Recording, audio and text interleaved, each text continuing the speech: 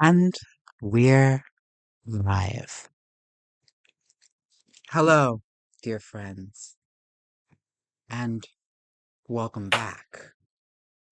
I'm sure, like me, you're excited to be here in this wonderful place that we do oftentimes call the real world. You'd be surprised, taken aback even, that there are some good, joyous, truly unassuming things happening around us in the Cirque Magnifique right now. Plays and shows of joy, the bonds of friendship being interwoven, family being reunited. All of this seems out of place in this carnival of dark hedonism. But it is to be seen, still, that all coins have flip sides, and both are equally important.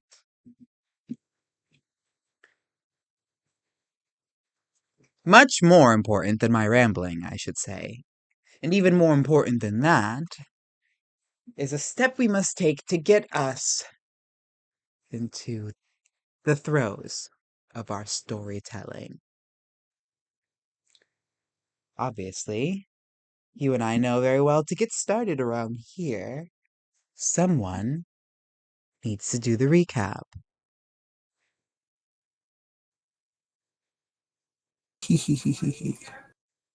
Um, uh, I've been trying to remember, and I remember broad details. I don't remember anything specific. Y'all can do it together if you need to. I've got notes, but I've also got inspiration. So if I've got nothing. I think we started with Chimera. And I remember Chimera was talking to his people and sent them to get training from somebody they knew. I don't remember their name. That's about all I remember from that. Atlantis was working on his play with the Bringers, and me and Mitch did a little improvisation session with auditions. I know that night Dream wanted to go check out a pocket dimension within the dreaming that was a fortress of intellect from a very powerful wizard who I think had went missing or something. Somebody that Igwilif had something to do with. They went there. Dream went with Slayer and Chimera, I believe it was. Yep. And they went there to search around for information of what happened to this wizard. They found a book. I think Slayer. I can't remember exactly what they found. I know there wasn't any combat. They just kind of investigated. Slayer did most of the investigating while Dream and Chimera were talking about something, and Slayer found a book and some other stuff. And Dream wanted to go back to the war room to update everyone on what they had found. yeah, inside we found a reliquary to Ugma, something like that. A god of knowledge, and we also found a journal which revealed that this was in fact a great wizard's mental forecast or fortress, specifically Albus Maystar, who's the High Wizard of Toril. see, he founded a number of things. It's also super old, where he's actually linked to the Karsus's Folly, as well as the Fall of the Netherese. Oh, and he also has a connection to all of the artificers in Toril. And the other thing that we found in the journal was that he was working on a key to reality. And the final entry speaks to crafting the perfect form without the gods. And as well as several experiments involving the merging of Warforged. And then the last page was missing, but all the previous pages suggested that he was close to creating this perfect being. Oh yeah, I remember that Those are part great notes, because Chris. that's basically what Tempo is, a merging of Warforged and living beings. And that also happened. Tempo went what? Nothing. Shut up. I'm sorry. Tempo went and met Baron Raku. That also happened. And he also heard a whole bunch of voices.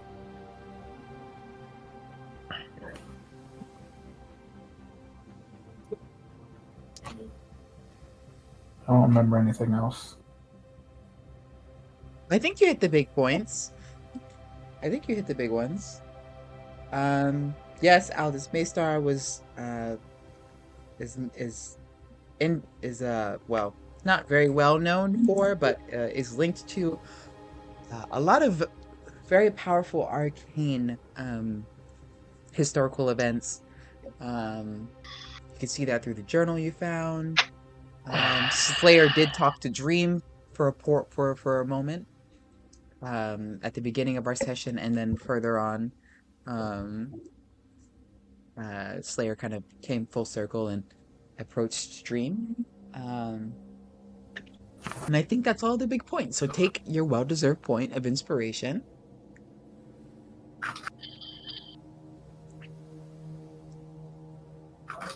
As we do begin tonight,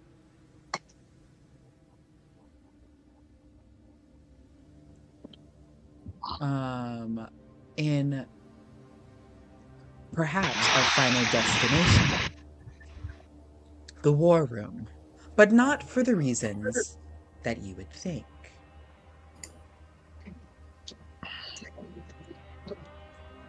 Standing alone in this demi-plane, mind adrift, looking out to the astral sea, we find Gloombringer.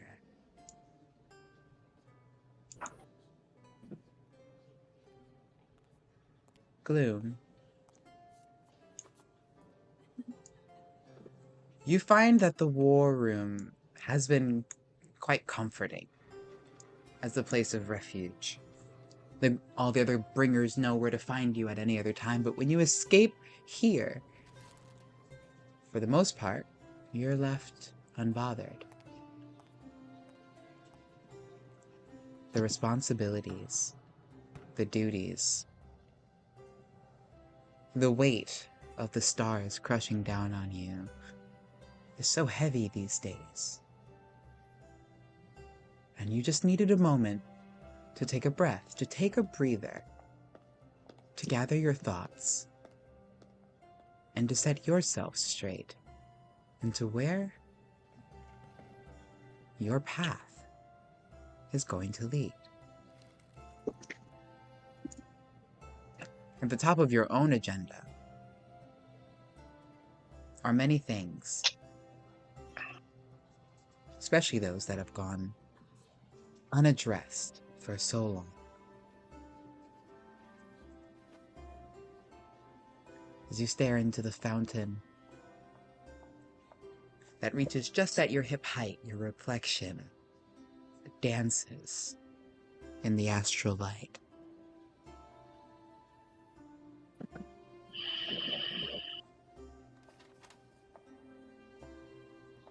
It almost asks you, Gloombringer,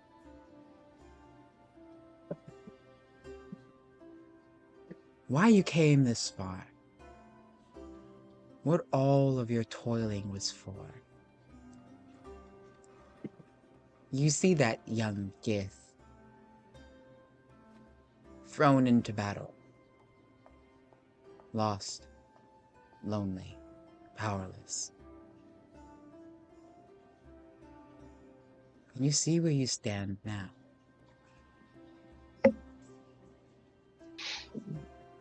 Still lost. Sometimes lonely.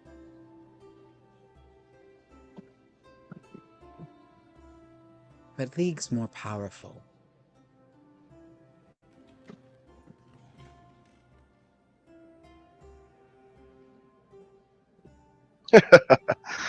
Look at this young fool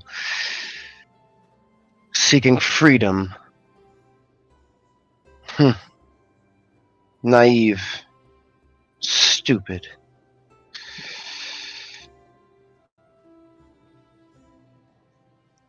I've come this far only to be shackled by the responsibilities of my own ambition. I'm not powerful enough to be free. And I'll reach into my pocket with a mage hand and pull out a bottle of wine and, for once in a rare moment, pour myself a glass, as I don't want to be bothered by even Melinda. As these are the times Gloombringer's best ideas come to the forefront of his brain. But how do I achieve this next level of power? Even Baron overshadows me now.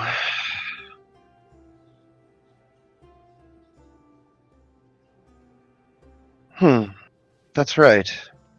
As an eyeball kind of slithers out from underneath my hat and kind of glances at me. I've been straying away from my roots.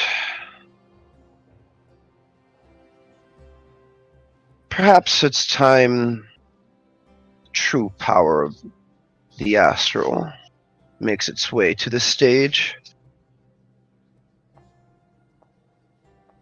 But where to start? Perhaps I'll need a new Gloombringer to be the head of this division, yes. I have another one in the works, but should a name. It's getting so hard to name them these days.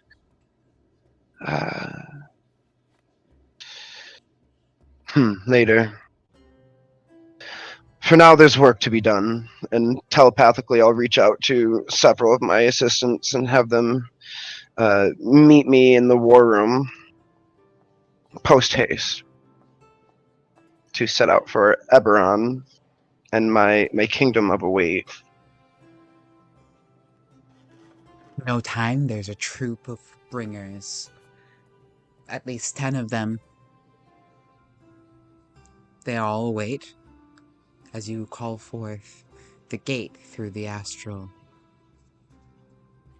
Just before leaving, I snap my fingers and have one of them change my jacket to an entirely different color. Oh, yes! Very snazzy, bringer. I need to set a good impression. It's my first time, well, going for a tour, I guess. Well, I'd say you're going to look dashing.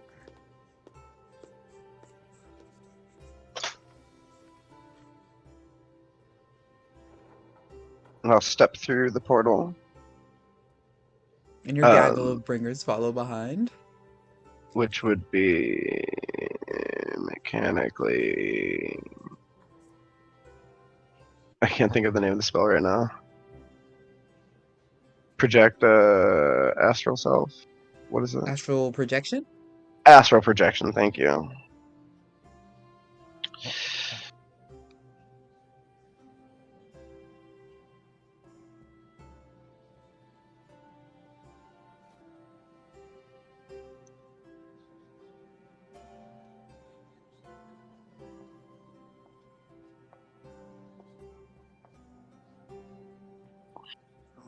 Give me 1 second here as I... And I almost like this approach of just like 10 of my own clones coming. Who's who? Nobody knows. We'll find out. Now,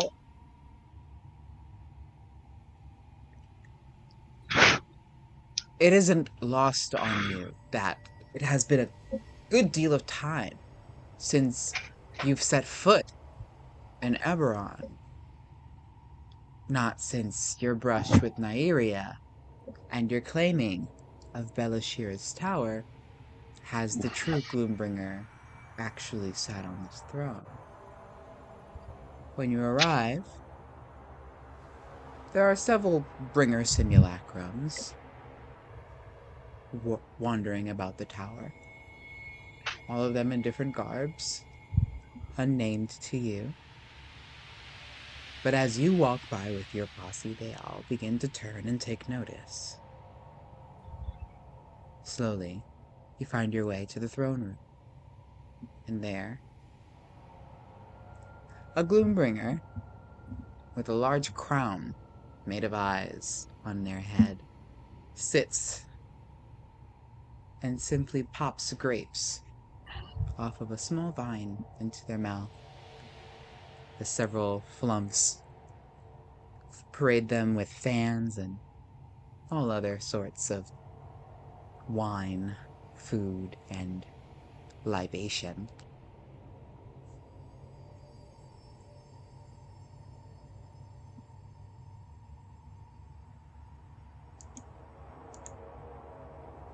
And kind of just floating forward through the halls. I'll approach the bringer in the throne, just so that I'm like a few feet over their eye level, so I can be looking down at them. Ah, so I guess you're the one I put in charge around here? Well, you're in my Gloombringer. Yes!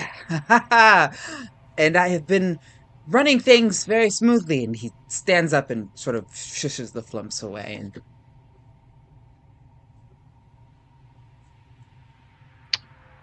And Running things rather smoothly. Very nice. So I suppose you'd have a report for me. right, a report for you. Yes, an update on my kingdom and its current status. Right, an update on your kingdom and its current status. Ah, well,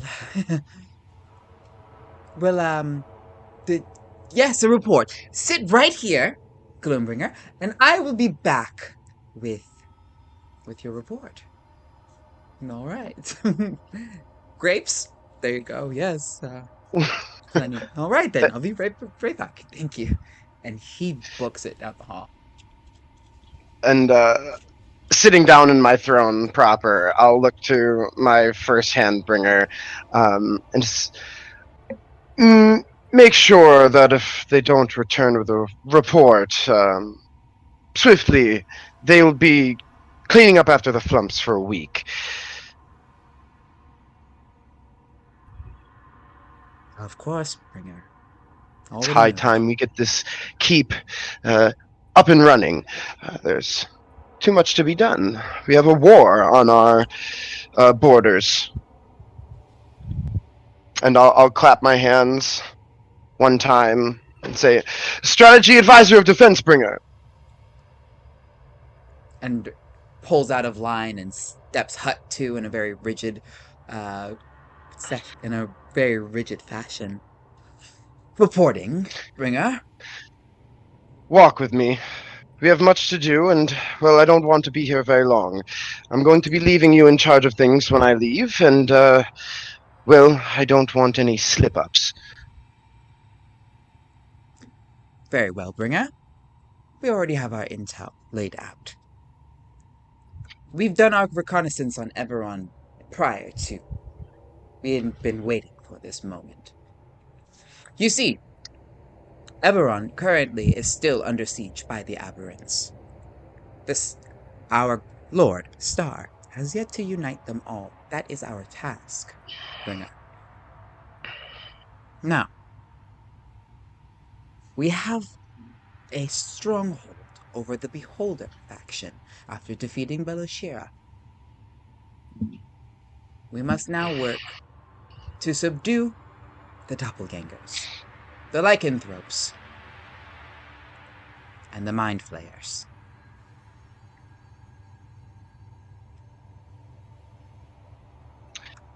Very well. And what do we have at our disposal? I have several half-baked concoctions brewed up. We have a league, perhaps an infinite amount of aberrants to come from the void that Star is, but we have limited logistics to transport them. It seems as though in a singular day we may move around the power and forces of about 100 creatures, and that is in total, Bringer.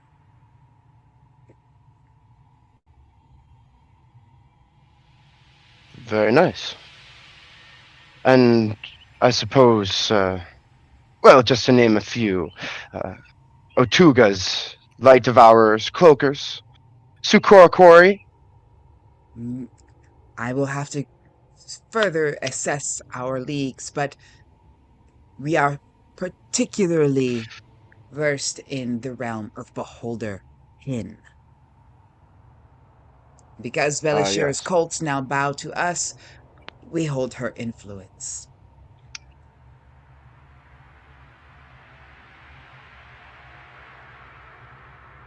Well, if we expect to make any gains, we will need to utilize and focus our efforts in the most effective manner. I'm not just throwing a squad of beholders to their deaths. It's frivolous. Know that the Beholder can come in many forms, and I believe that they will all be of use to us.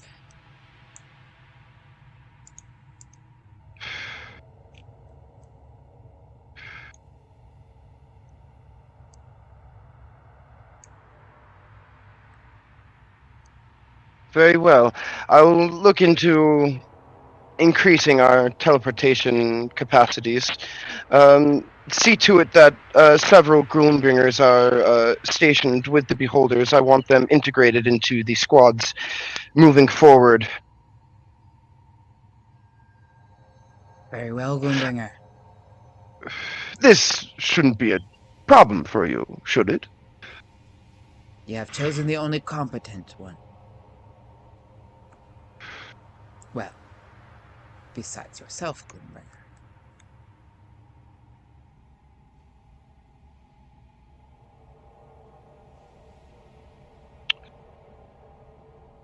Very well.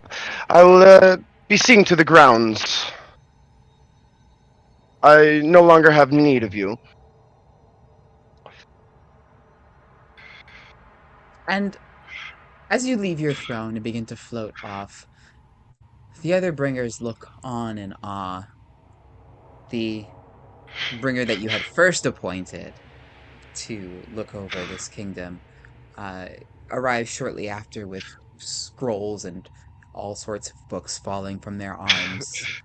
You've already left by the time that strategies and defenses bringer has already had him escorted out to the flump pen.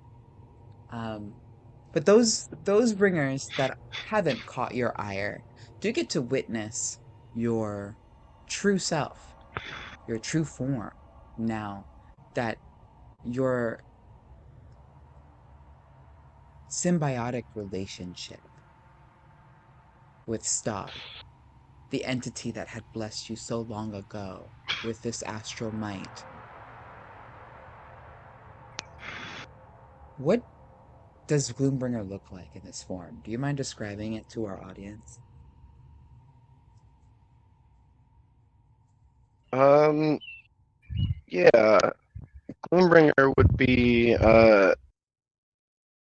not wearing any type of decorative cap, and would be kind of with a parted and dapper shortcut hairdo, but slinking out of his left ear would be a very large black Icarus tentacle with an eyeball attached to the end.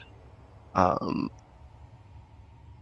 would be wearing a very decorative black overcoat with golden trim. Even the buttons would be uh, dazzled with gems of purple. And at the bottoms of my cuffs, you would see several tentacles kind of sliding out of where the hands should be. And kind of floating through the corridors in the comforting warmth of a environment that is familiar. Gloombringer will have a large sigh of relief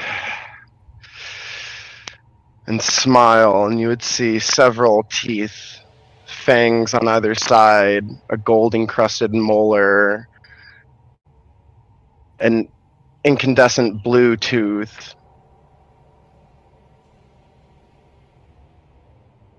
And I'd just look out upon the world and reflect on perhaps the simplicity of just ruling a small kingdom in Eberron. And we fade as Gloombringer's own daydreams take over.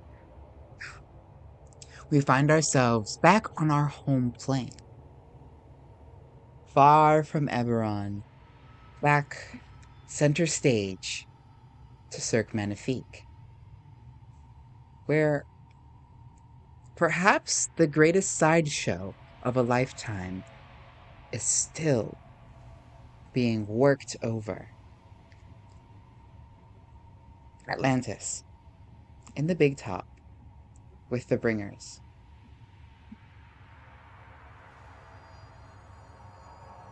The show. Come, Oh, sorry. Go ahead. Go for it.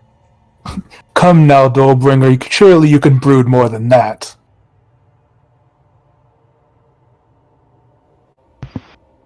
I said I hate you, father!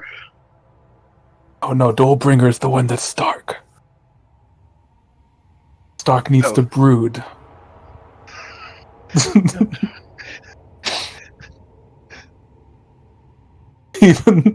even the bringers get confused sometimes.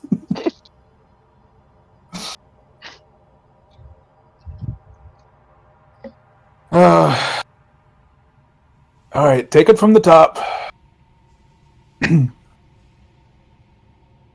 He sits back down with a huff, looking at the script as they start. Joe, did you end up whatchamacallit? Oh, also to respond to your DM, no, it wasn't a secret. Everyone knew that you were half Warforged, half something else, but I was alluding to something else that I believe went over your heads at the time. Oh. And still may have. But also, you mentioned that you were gonna write a little script for us. Did you do that? Question mark. Oh shit, I did say that. I forgot. So I'm gonna take that as a no. That's okay. Yeah, I completely forgot. That's okay. Let's see. What can I do? Well, we do have all of our lovely bringers here.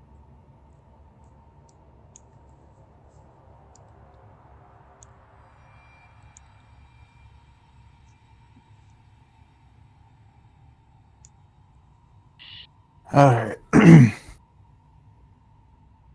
Duelbringer, the meeting of Atlantis and Stark. Take it from the top. And they both step up. You and Storybringer had spent all night working on this, and you barely had the chance to sleep now that rehearsals have started. But you're determined, and that's perhaps enough, or at least you hope. As the general ravings of Cirque Magnifique go on, inside the tent, an intense scene plays out. Jewelbringer, playing Stark, sulks in the corner. Other way around. Jewelbringer is Atlantis. No, is it Jewel or Duel? Jewel is Atlantis. The guy with the monocle is Atlantis. Okay, And Duel the guy- Bringer is Yeah, Stark. is Stark. Okay, all right. Yeah. So Duel Bringer. I'm gonna label these actually, so it's easier. Nobody in Darkhold likes me. Colonel, nobody likes me. Jewel, and as Stark sulks in the corner, Atlantis approaches. Jewelbringer delivers his line. You could be my comrade.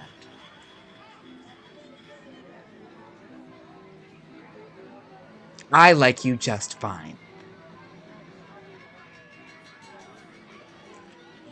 But nothing can be done until we settle things in Darkhold. With me by your side, Stark, I, Atlantis, King of the Sea, will make sure everything in Darkhold goes according to plan. Because that's the kind of king I am. Storybringer, was it you or me that wrote this crap?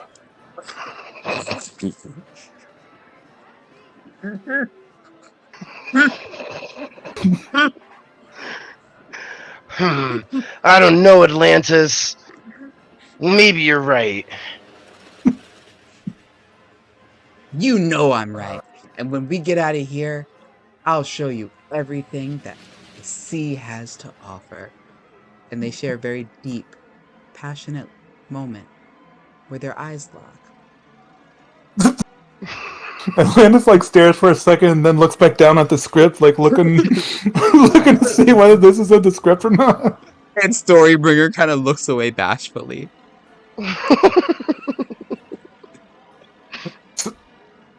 Oh, I can't do this right now. Everybody take 5. I need a break.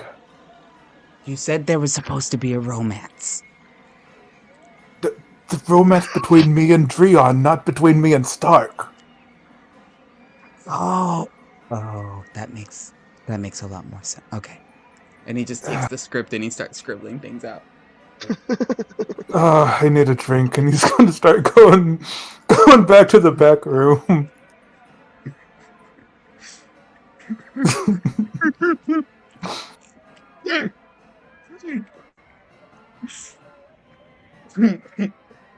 I have a matter of days to finish this play, and I don't know if I can do it. Oh, shit. I can't stop smiling, and it hurts. Jewelbringer pokes his head in the back room tent. So, I heard you were getting rid of the romance between Stark. Is that true? There was never supposed to be a romance between Atlantis and Stark. It's supposed to be between Atlantis and Dreon in the 3rd act. Oh, that makes much more sense. Yes. Where's the wine? When you get to the back room looking for the wine, Melinda is in the corner, dejectedly pouring mugs of wine and then pouring them out. You can hear her soft.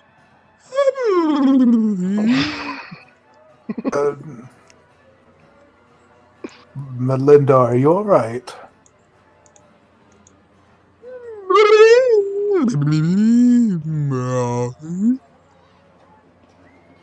Right.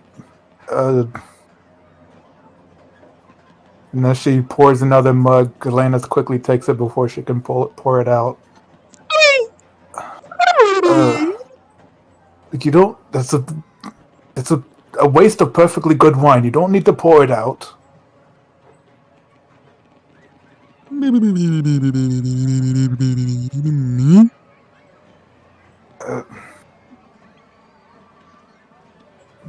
Look, would you would you like to help me with my play? Yeah, you could play a part in the play. I'm certain I could find somewhere for you.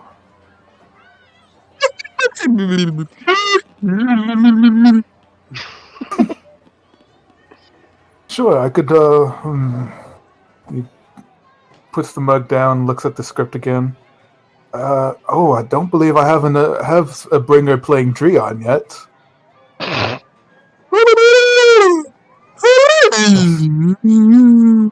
Of course, you will be the main love interest of the leading character.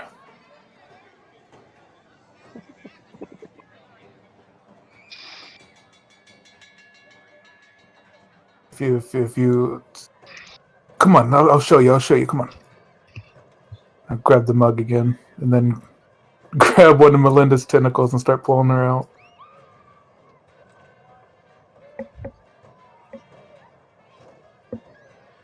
Everyone, good news. We have found our leading lady.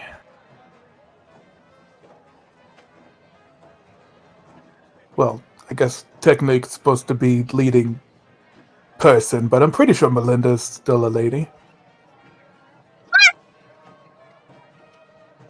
And such a lovely lady she is as well. It's like pat her on top of the little flump head. Anyways, I have my drink. We can continue. Have you finished those rewrites yet, Storybringer? Yes. I think this is what we're looking for. Let's just take it from the third act. See how our new actress is gonna hop into this role. Though I do have some qualms about, having a woman play a non-binary actor, but that's the character. But I think honestly we might be able to get away with it because they seem so non-binary already. So let's just hope the critics don't eat us alive on some discrimination type stuff. It's either that or we have another bringer play them. And I know we'll get hell for that. The lesser of two evils, as they say. All right, everyone, third act. Let's see. The scene 2 meeting of Atlantis, Gloombringer, and Dreon. Who's playing Gloombringer again? That's a good question. I don't. We technically need a lot more bringers than this, so they could. Yeah, Mitchell's making me more. We'll have a whole cast. Don't worry.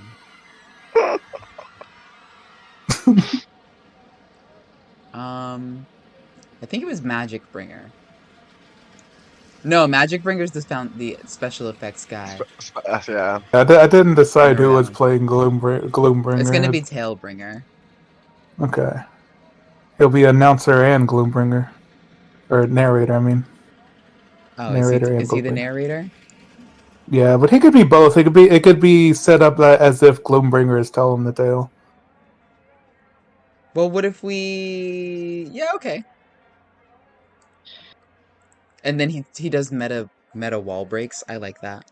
Because that's very Gloombringer.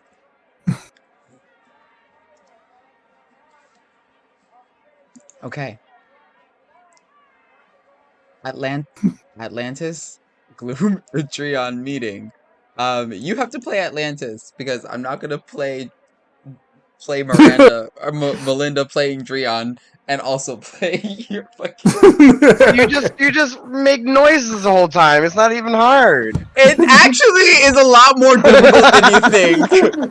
It's actually probably some of the hardest improv I've had to do because I'm like, this doesn't make any sense, but it needs to have visceral Like enough context, emotions. right? Yeah. Like, how do I make strange sounds with How would I text? flub a And blub how in do you response think to I this? feel having to react to that, though?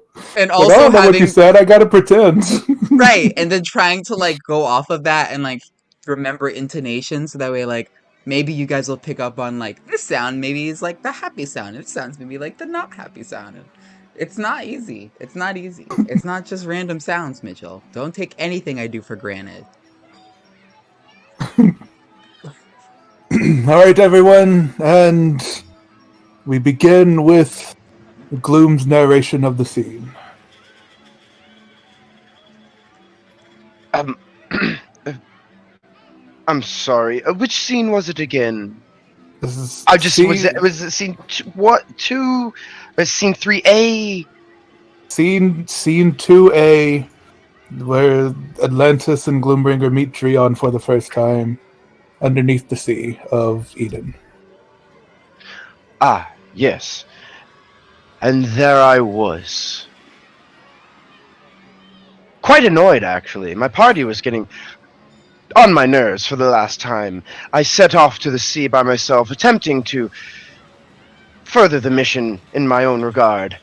And, well, that Atlantis. A prideful one he is. Even under my direct command, he chose to press on and, well, tag along to our little meeting. And, well, perhaps it was fate that he decided to tag along, or was just his arrogant nature.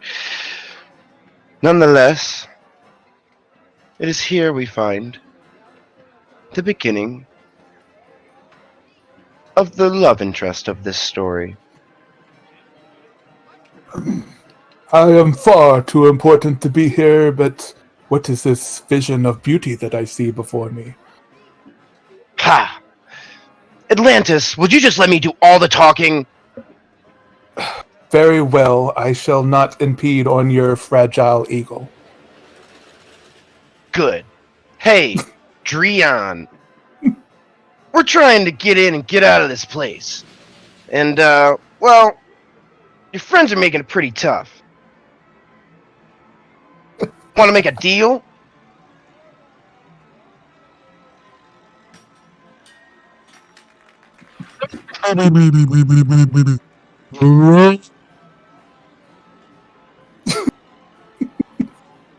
Well, yeah, I guess your father was, kinda in our way, but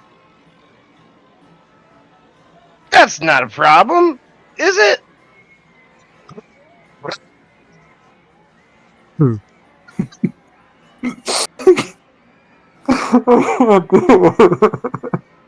I can't stop laughing. Please do not forgive his rude introductions. And he steps forward and takes one of Dreon's tentacles. Am Atlantis, king of the sea of Theros. And, like, some, magic bringer is, like, putting radiant lights down upon you. And then I'll just, like, kind of interrupt it as Gloombringer steps forward and says, "Ah, Atlantis, you're such a romantic type." Hey, Dreon, yeah, we got a deal. We won't kill your dad. Yes, I will see to it personally that you and your father will meet again and reconcile. And some very suspenseful music plays out into a fade of black and a curtain pole. And the last thing you hear is Dreon's last line in the scene.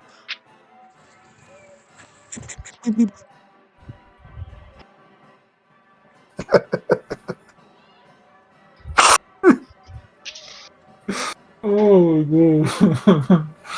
Every bringer in the room is misty-eyed and clapping.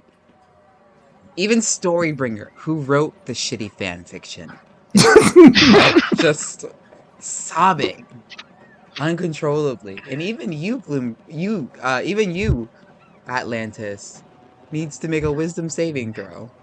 Oh no. I'm good at those. 16. And a tear would well up in your eye if you weren't a stronger man, and also because no one else was looking to see you wipe it away. But that scene in and of itself Yeah, that was pretty good. instills enough hope in you that perhaps you're onto something. Perhaps this might work. And it's with that kind of hope that what happens next might not be so terrible. But for me to tell you what exactly I mean by that, we need to step away from Cirque Magnifique once more, leaving behind the toils of our great writers and their next award-winning show. On the outskirts of Cirque Magnifique, we find our resident cleric, called out to the wilderness just outside of Neverwinter, the circus's current destination, by a strange hum, a melodic vibration. Chimera, early this morning, you awoke to an empty cathedral.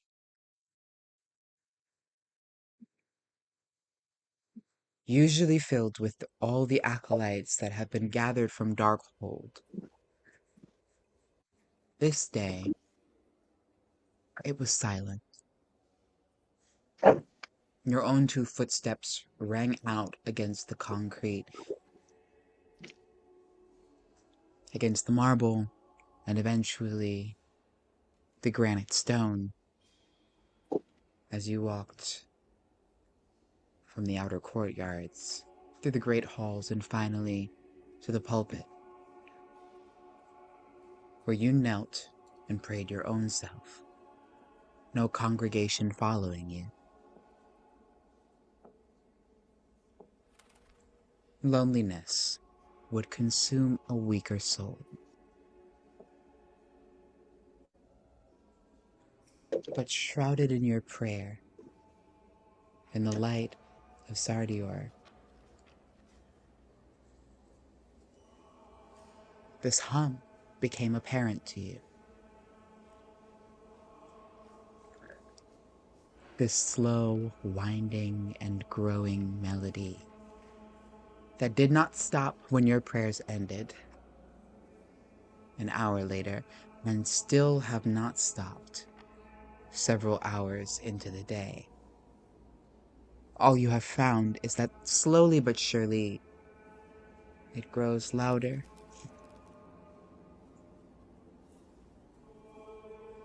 Slowly but surely, as you follow its soft hum, you find yourself amidst a small body of water.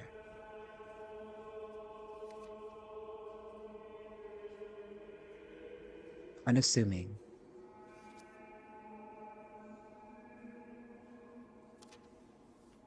At first glance, Chimera, there is nothing of a discerning nature. No reason that you would think Sardior would bring you here purposefully. But that is just upon first glance. And looks can be deceiving. What do you choose to do as you reach what you believe to be the pinnacle of where this sound is coming from.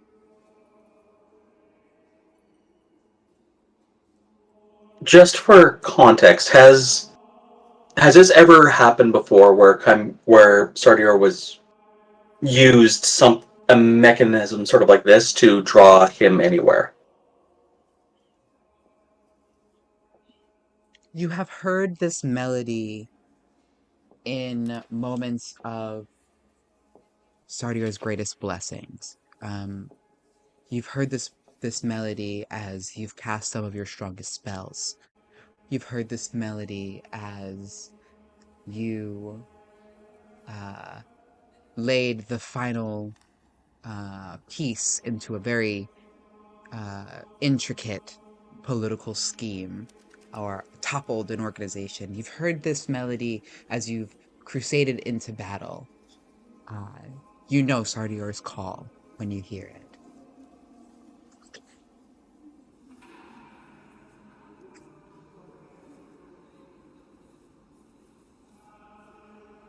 In that case, Chimera would he was serving in the church today, so he would remove his formal robes and any vestures of faith, and after finding a suitable tree branch, he'd hang that up and just go down to how he feels most comfortable in, and that's in a pair of very simple commoner's clothes, the kind that a level 0 farmer would wear. Humble. And then Chimera would begin to walk forward into the lake, listening, searching for where the sound might be louder than other places.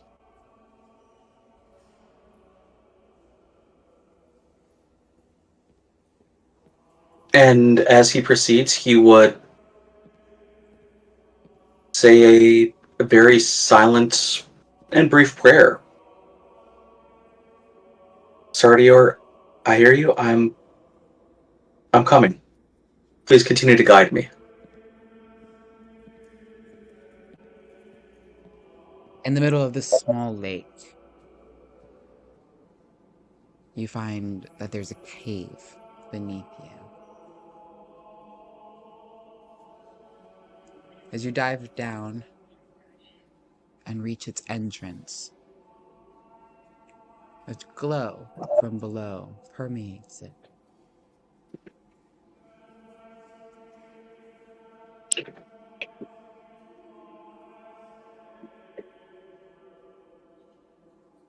Assuming that the sound continues to grow louder, I It would does. swim fearlessly towards it, holding my breath and swimming with all my might. And using your strength to push against the current that would seem to thrust you away from your final goal. Towards the sound of this growing melody, the light that glows from its source continues to grow brighter, and finally, as you reach down towards this source, a crystal almost like gem grazes your fingers.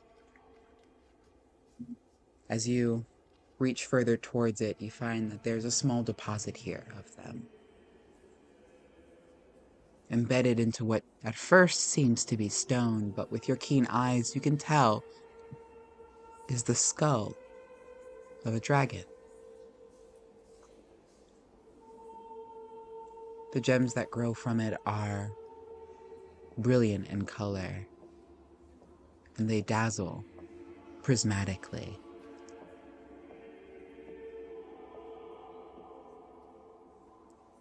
However, your chest continues to tighten, and you begin to remember all too well how hard it is to breathe underwater.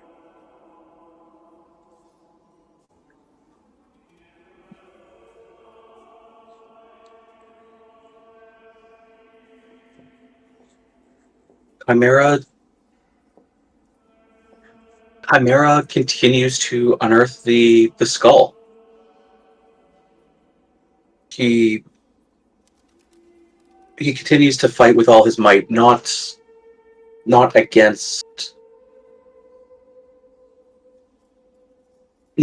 the revealing of the skull. That's not his concern. His concern is fighting the primal instinct to resurface. But Chimera trusts that Sardior would not give him a task which he is not capable of completing without giving him the tools to also complete the task. So he's going to fight off instinct and continue to unearth the skull. And as you press on and begin to pull this forgotten bone from its lodged place in the soil, for any other mortal being, this feat would be nigh impossible. To dive down so far, with no breath and no strength left in your body, and pull forth, with strength you do not possess, a skull the size of your own body, is a feat no one would attempt. And if you even would dare to, you would surely fail at. But for those who are blessed by Sardior, those who follow the path he lays before him, all is possible. Make a strength saving throw. Or strength check, I should say. It could be athletics, if you have proficiency with it. Let's see. Nope, I do not. We'll just do straight athletics.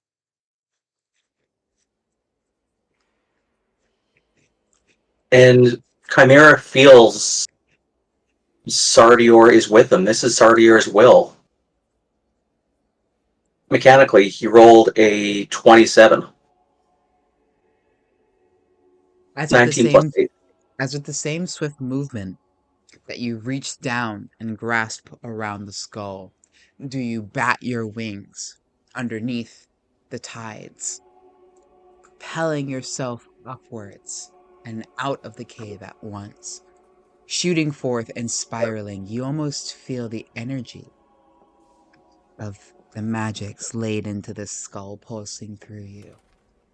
As you breach the water and soar into the sky in one fluid motion, you feel the droplets of water wick off of you, like shards of gems themselves.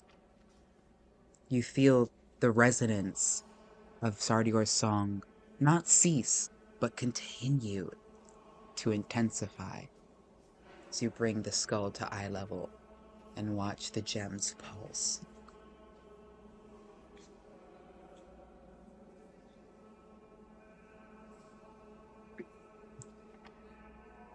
And Chimera's going to...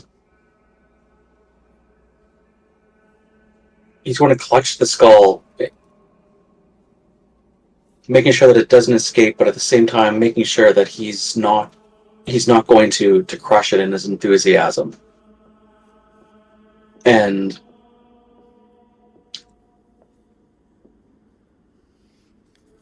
as Chimera flies back to the shoreline, he looks up at the sky and simply says, thank you in prayer. I knew you would give me the ability to retrieve this.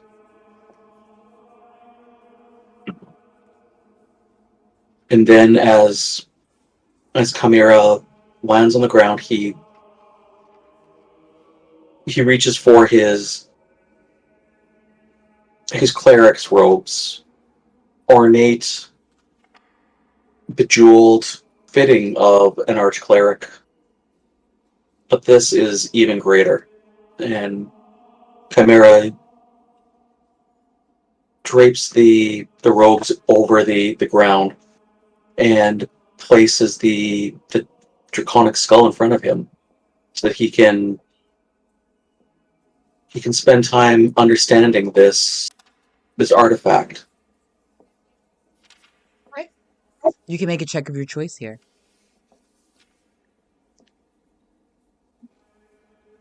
Okay, I feel like for him religion is the only one that makes sense. All right.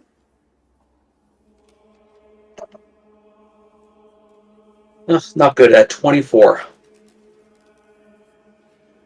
This skull is engraved with runes similar to you, all in Draconic.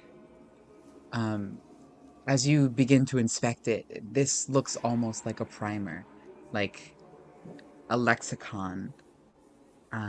You see many of the runes you have seen before and couldn't quite place, being used in a format where you might be able to use to decipher other texts with.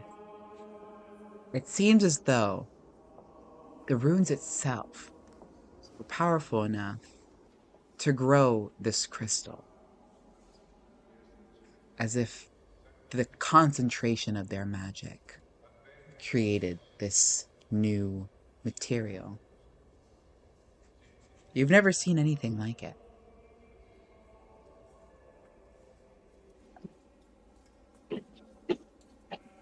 As the crystals grow out of the eye sockets of the skulls.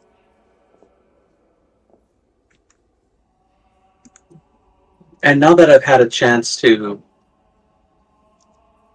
look at this without the burden of being underwater, what kind of crystals are they? I think I know, but You know. You've seen... Well, Chris has seen this before. wait, Chris has seen this before? Yes. Okay, Chris is failing an intelligence check, but we can solve that later. No, you got this. Think about it. When is the last time you've seen a skull with gems in its eyes?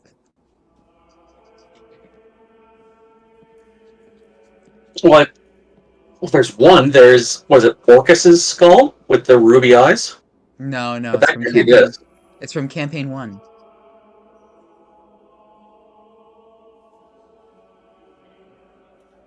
Nordal has seen a skull with gems in its eyes.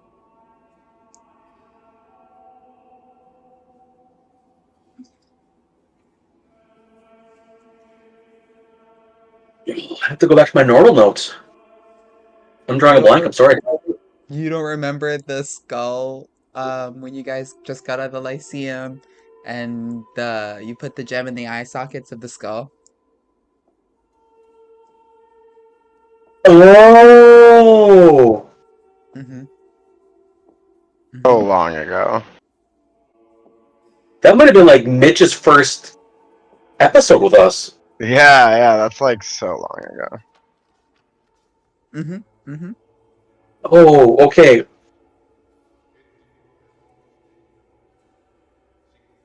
Mitch, help me here. What do? We found, I guess, what was it, gemstones in the skull? It wasn't Nordal, but it was someone else in the party. Was it maybe Rooston? Who decided that would be funny to put the... No, it was you. It was me? You thought it would be funny to put the gems in the eye sockets. And you were like, oh no, something happened. Okay, then I remember we went to a cabin in the woods somehow. Oh, that's right. Then I guess Nordal might have gotten someone killed.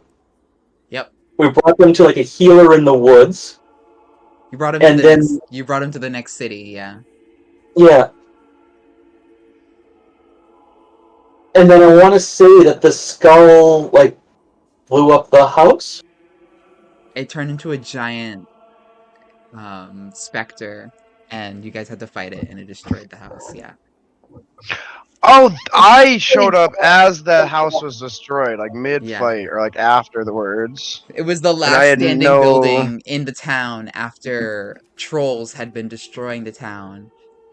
Yeah, the whole Yeah, thing is that you guys found a gem and found out that trolls were eating the gem and becoming mutated by the gem and destroying yeah, this yeah, nearby yeah. city. So you guys went into the cave, destroyed the trolls, and took a gem. And Nordle fucked around and was like, "Let me put this gem in the skull," and it was a giant skull. And it turned out that it raised a giant specter, and you guys had to fight it in a city in the last standing building, and obviously destroyed the last standing building, and they told you to get the fuck out because obviously you guys didn't Assholes. help. Yeah, assholes. Assholes. Yeah, um, 100%. You're right. As soon as you said crystals that cause mutation, I'm like, yep, Nordle definitely was like, hey, let's take crystals, the mutating crystals, and put it into the evil troll's head. it was a random giant skull that you found, and you were like, yeah, why not? Yeah. I'm like 90% certain I said it's for science, and I just did it. Yeah, and I'm pretty sure that is exactly what you That said. that tracks. Yeah, That's that so totally quotable. tracks. That's so quotable, Chris. It's kind of I like. crazy. I'm remembering you saying those words is bringing up so many times where you said those words and then like something blew up. I got hit, had to make a save. You blew up, something got hit. You had to make a save. Like I only did that with Nordle, though, just for context. It for is true. science. I do love, even though your characters all sound the same, they all characteristically have one little thing that I think really makes them their own character, and I think that's important. They all have unique flaws. Very, very fun. Okay, so I never found this skull. By the way, the two aren't related. I just wanted to I just a little throwback, so that way you don't have to do mental hoops later. The two instances are not related to each other. Okay, are these mutating crystals, though? They're not. They seem to be a product of the runic magic here. Oh my god. Okay.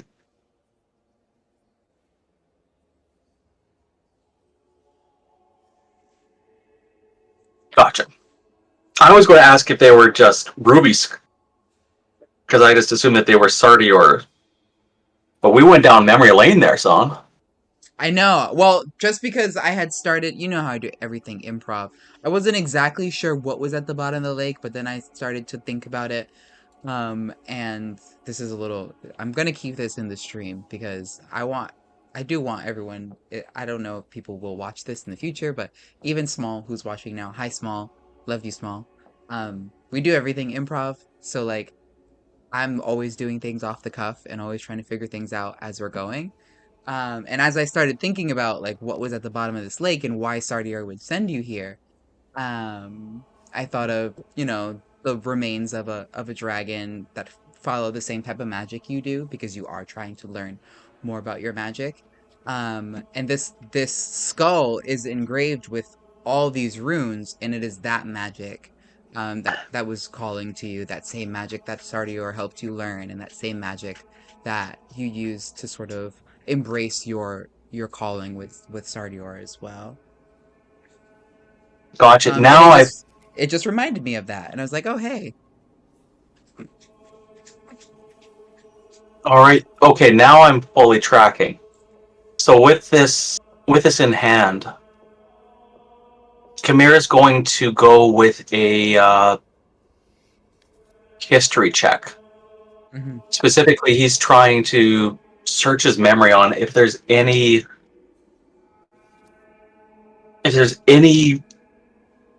draconic rune carvers who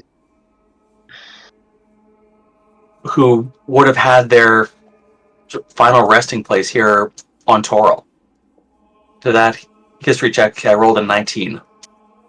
You're not familiar with any specifics of certain dragons who would have dealt with that, but you are aware that there are many secret wars that took place on Toril and Aber Toril, unbeknownst to the humanoid and mortal races. And during that fallout, some of the fiercest warriors and frontline fighters were the rune carvers, like yourself, who led many battalions into battle. And there were even battles here, uh, not ones that you might be able to remember yourself or that you might have particularly been a part of at that moment, as there are many battles and you were a part of many of them, but of course not all of them at once. This very well just could have been another fallen soldier, well decorated, um, but further adept in runic magic, it seems, than you, but not as powerful, clearly. Seems younger. Seems like the only magic they may have known is runic magic. To have been this age and also this adept. That's sort of the correlation you're drawing. Because thinking about your age and how much you've learned and how much you still have to learn, you've kind of posit that the only way you could have done something like that yourself, even with being as adept at magic, it would have had to be the only thing you trained for and the only thing you studied. But at this point in your life, you are almost starting out on that journey where rune carving is the only thing you have left to learn.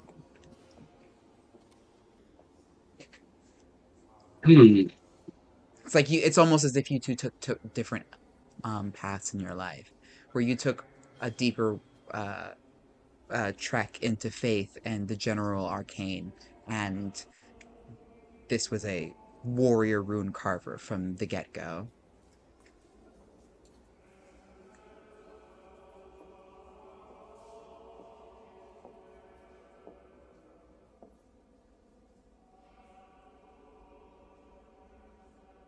Hey,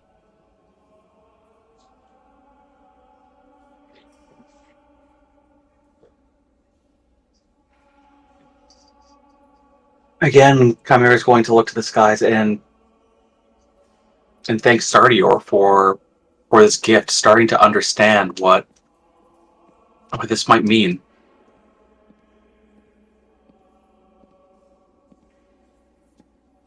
And he spends time studying the skull.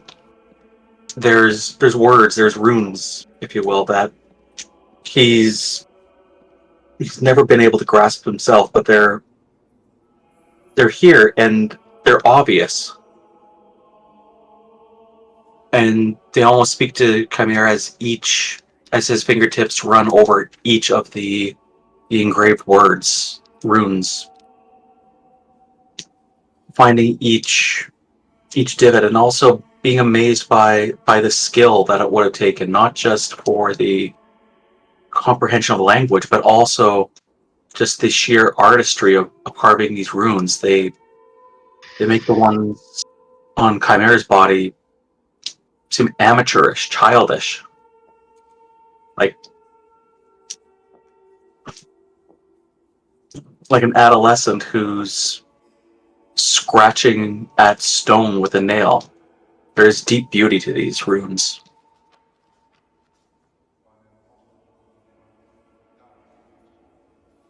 And after spending probably an hour or two just in awe of the skull, Chimera is going to slip it under his arm and thinking of the last time that he encountered Sardior, because it's all piecing together.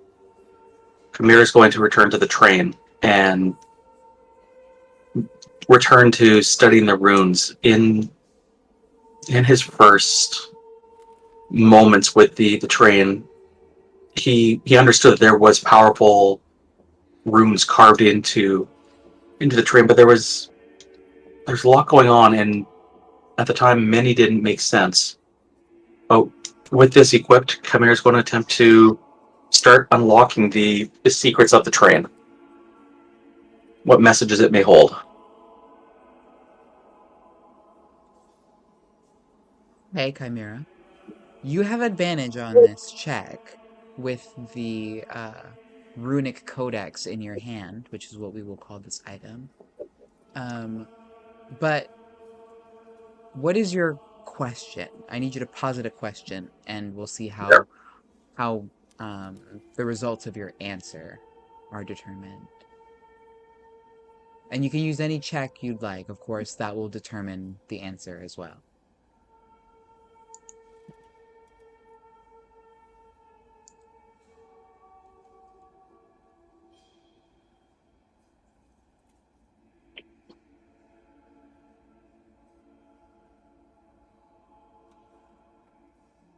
Mira's going to go to the engine room, which had the orrery of the Wanderer installed for navigation.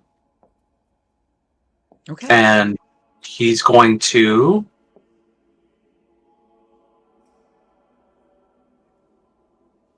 go with insight.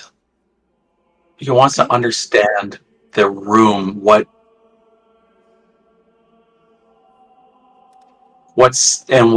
secrets it may hold, what dormant powers may be lingering just beneath the surface. So he said advantage. 25. As you walk into the engine room, Tempo, you sense Chimera, but they don't seem to sense you. Not at first. Until Chimera's gaze turns towards the mirror, and you can see them clearly.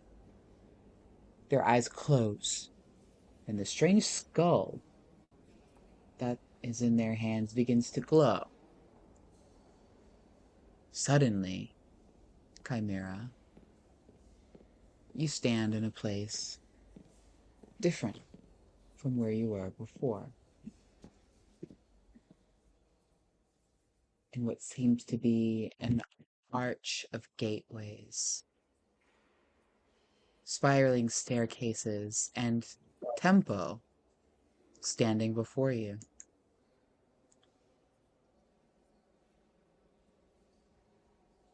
Was I aware Temple was there before, or this is my first sort of understanding that he's here? This moment when we both appear in this room. As you both appear in the room, you get the full understanding of what is taking place here. The world serpent Chizirian is on two planes at all times. It is not only a part of the astral and the further cosmos, but it is also a part of the material plane.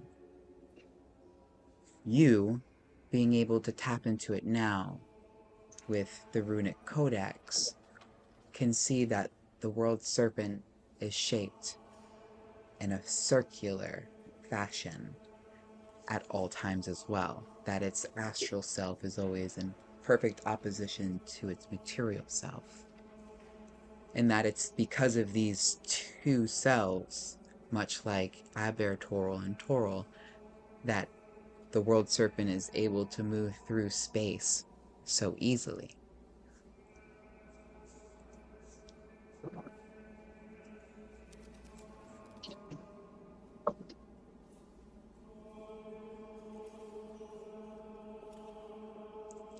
The other thing you learn is that this vessel has two names. You know it in its material form as the world serpent Jazirian.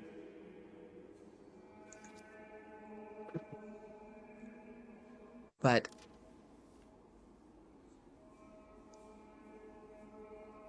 Ahriman is the name of the astral entity.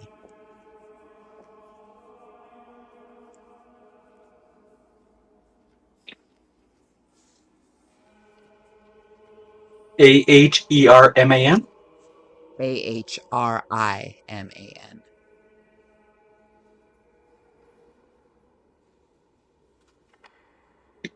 All right, I don't think Tempo and Chimera have done a scene together, but am I aware that he's like a member of the circus? You might not be. This could very well be your first meeting, and I think it is.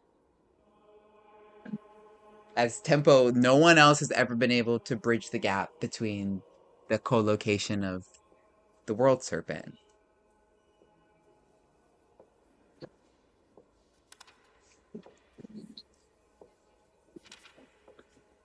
And for a moment, Chimera is aware but dismissive of Tempo, and he's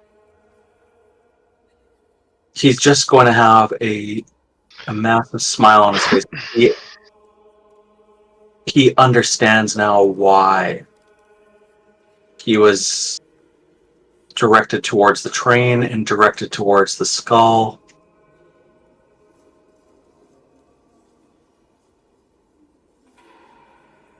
And with that smile on his face, Chimera is going to say to himself, it's fate.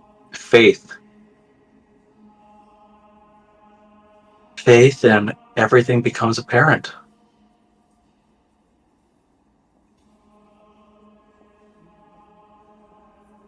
And then Chimera is going to turn to Tempo and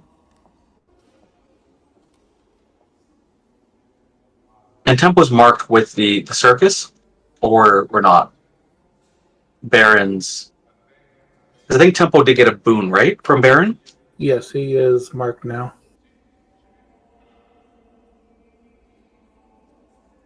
Chimera received a similar boon, but he's not afraid of death. He hasn't been for a long time, because he knows that when he dies, he will go to Sardior's Ruby Palace, and when he doesn't, and if it's not his time to die, Sardior will intervene. So he accepted the gift that wasn't the pin, but he's left it behind days ago. But acknowledging Tempo and the mark, Ramirez going to say, I now see you clearly. Were you always here? In the astral? I come and go as needed.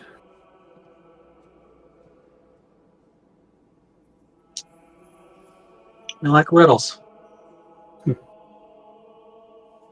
Judging by your appearance and what I have learned of the circus, you must be this chimera I have heard of. You're correct. I am Tempo, new conductor of this train. Oh, so it's you who moves the train from place to place. Yes, I believe I was also there when we went to Carcery. Oh, that place is dreadful. Luckily, I wasn't asked to join on that trip. I was preoccupied with my flock, but I no longer have that burden. And this is, in a word, divine.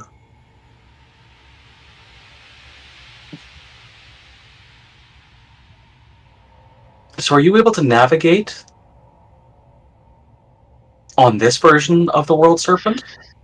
Here in the Astral? Yes, from what I understand, when I am connected to the train, it brings me here, and it is here that I control the train.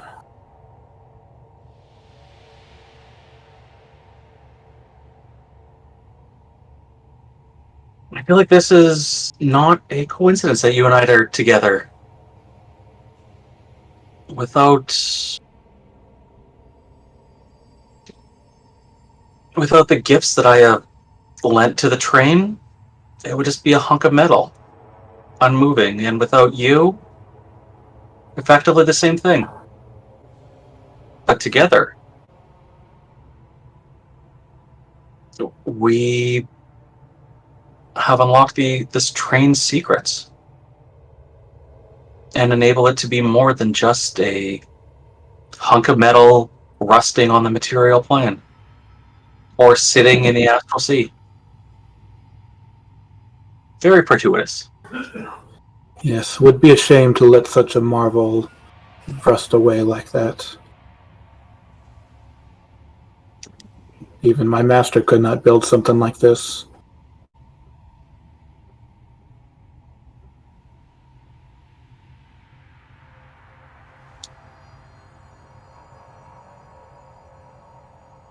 So how does this work? Are you gifted? Do you just think it and the train moves?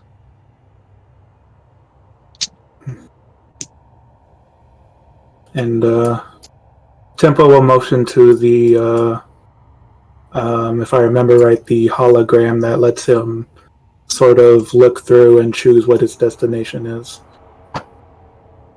And he'll demonstrate it a little just to show, but not like actually try to move the train or anything.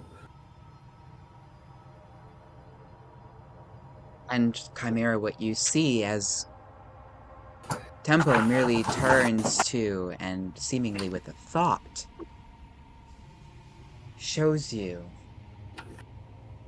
galaxies and worlds, planes of existences, dimensions, and realities further than your belief. You need to make a wisdom saving throw. Chimera?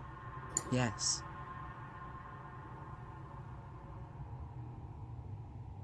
Is this a magical effect? It isn't a spell, so you do not have advantage. Damn it. This is against the sheer force and power of the World Serpent Jazarian and what it takes to pilot this ship, what it takes to be able to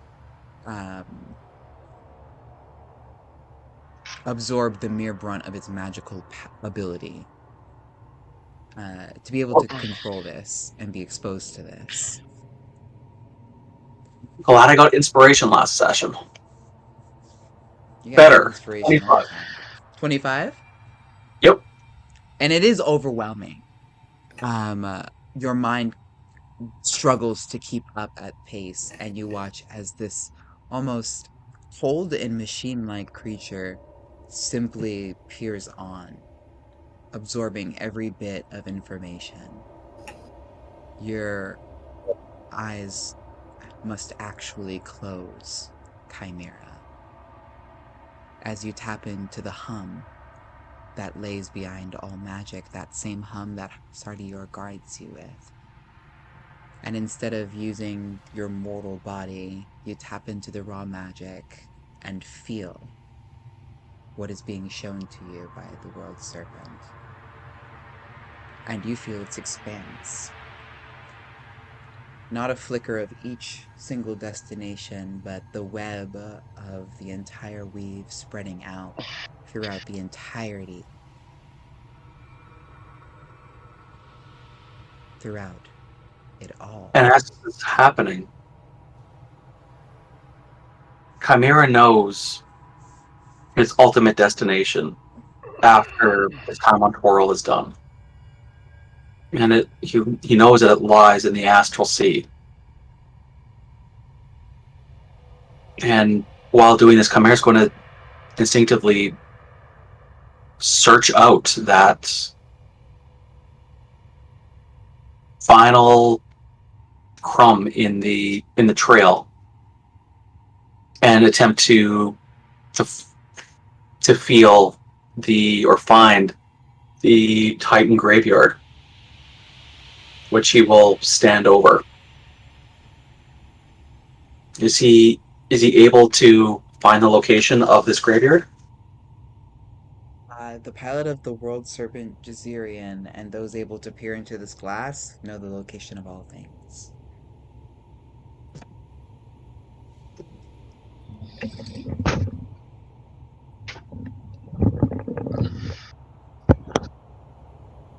It is truly far simpler than it appears.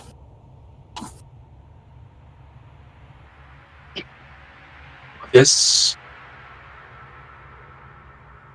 is amazing. I felt I was wasting my time dealing with Toril, the petty politics of man,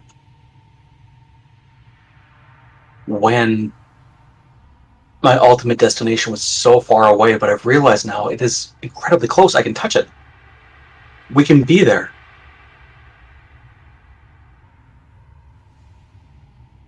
When we move the train on this plane, do we also move it on the other? We do.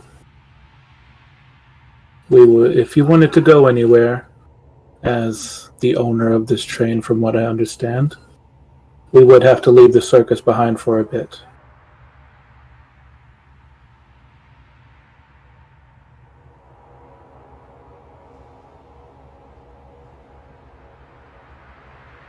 I can't help it. And Chimera's going to then pause.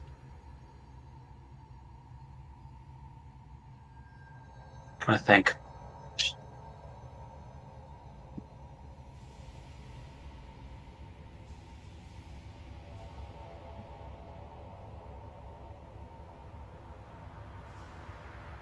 And then his realizing that this all could come together. If he's able just to see it once with his own eyes, he's going to ask Temple, could we go there? Could you take me to the graveyard of the Titans? I don't see why not. There is plenty of fuel, and as far as I know, Gloombringer has no intention of leaving soon. I will deal with him if he decides to make a fuss. And he reaches one of his hands up, and as if he's grasping something, and what materializes in his hand is like a lever that's attached to a cog. And when he pulls the lever, the cog starts spinning, and attached to it are other cogs, and those cogs are attached to cogs, and all these cogs start spinning as the train begins to come to life. And he goes ahead and sets their course for the Titan graveyard.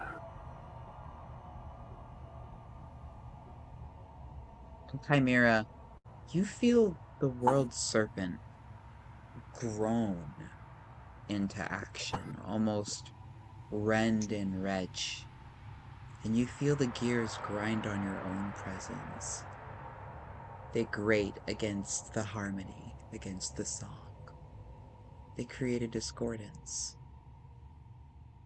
And she shakes and vibrates, but lurches forward and continues.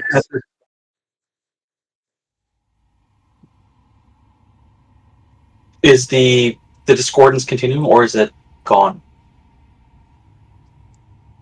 And is the music still there? The music is always there. It's ever persistent, but as Tempo pilots the ship, there is almost a slight shift, an off-kilter, pressure to her song, as if she's under a little duress.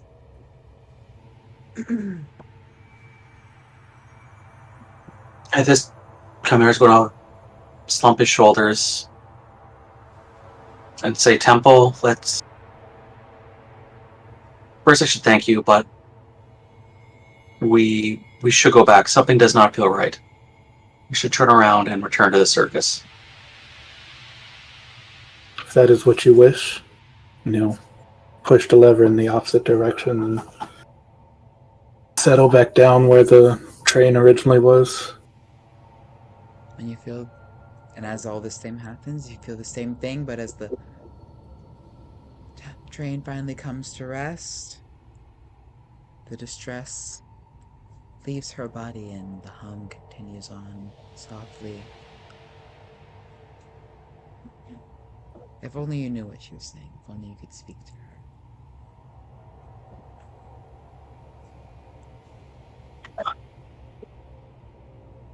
But you've just learned her language, and you've got a long way to go. And you ponder this thought. As Tempo 2 ponders what it is with these strange creatures. their emotions, their fickle ideas. Why nothing is ever good for them, these solutions you put ahead. You don't belong here. It's because you don't belong.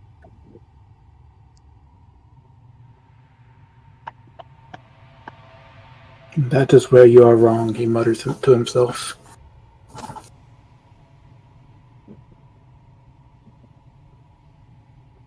Wrong about what? Just thinking to myself. Don't mind me. I do apologize. I desperately wanted to go, and I thank you for starting the journey, but something wasn't right.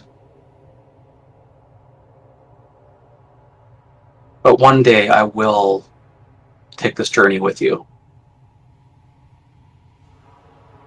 Of course, you can anytime either find me or, barring that, my master should be somewhere around the bars and attractions of the circus. Short man calls himself Z.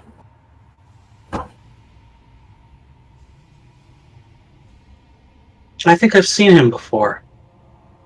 Is he really enthusiastic about corn dogs? Yes, no matter how many times I tell him that it will clog his arteries.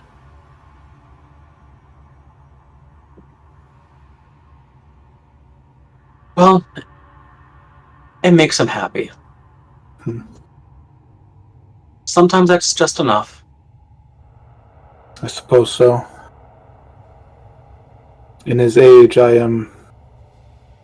suppose, worried about him. He made me what I am.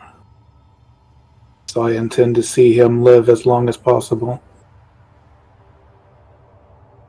He made you what you are. You seem almost ashamed of him. Are you worried that you're going to become like him?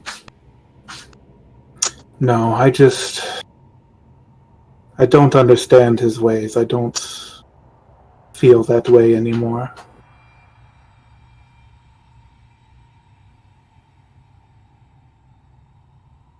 Pay it no heed.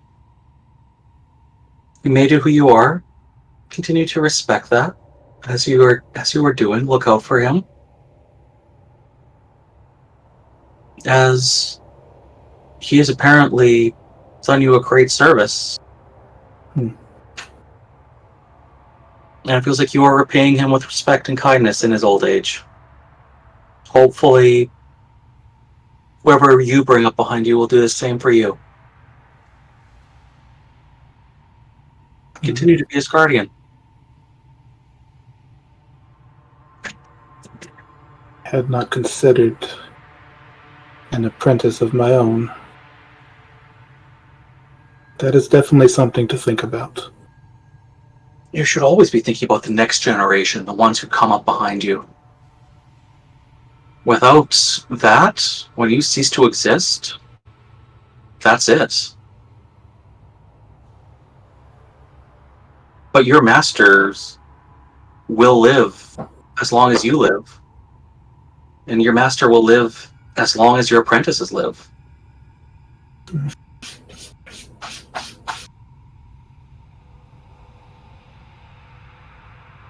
Consider it. Think about the future. Pay it forward. Don't be selfish. Hoarding knowledge and never giving it to the next generation.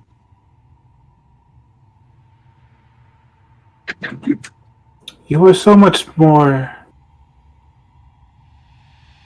considerate than the others of this circus. How did you come to be with them? I came to be with them through this. And Chimera will shift them back to the material plane. And he's going to rest his head on the orrery of the Wanderer. You are not able to pilot the plane. Oh, I'm not. Or the pilot the train. Okay, I was able to use the skull to get us onto the material, engine room. I thought I could get us back to the material. You Sorry, I could can get us off leave. the astral. You can leave the astral engine room. Well, of course, but you can't take anyone with you or anything like that. The most you can do with the skull right now is enter the astral engine room, exit the astral engine room. Yeah, that's perfectly fine. That's all I want to do. I Okay, want to return to the material engine room. gotcha. And to answer Tempo's question, I'm going to rest my hand on the orrery. This is something that belonged to a great worm. And as that worm was preparing to lay themselves to rest after a long life, I was the, for lack of a better term, gravekeeper for that graveyard. And this was entrusted to me. This was stolen from me by the person who previously possessed this train, and they installed it into the train. So now the two cannot operate without each other. And that is why I'm bound to the circus as closely as one of these, my greatest treasures was bound to the train. That is how I came to be a part of this circus. It's becoming clear to me that it's once again coming down to fate. And Sardior wants me here, and that's where I will remain.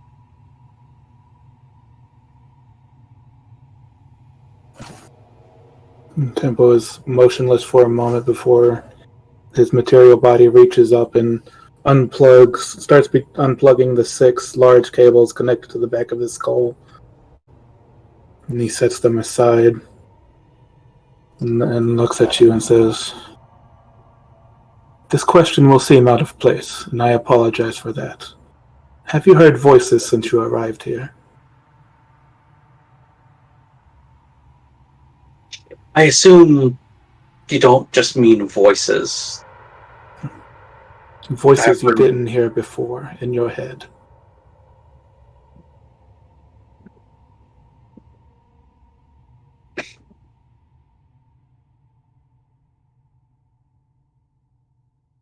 And speaking to himself under his breath, Kamir's going to say, faith. It all pulls things together. And then looking down at Tempo, I want to answer,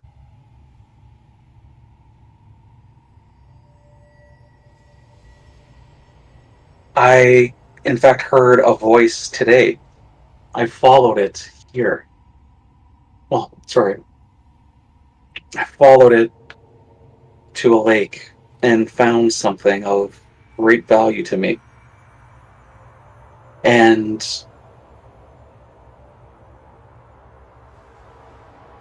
what I found allowed me to realize that I traveled to the astral engine room.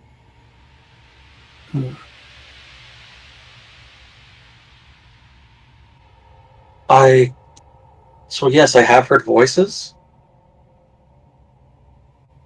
and I am glad I found them. But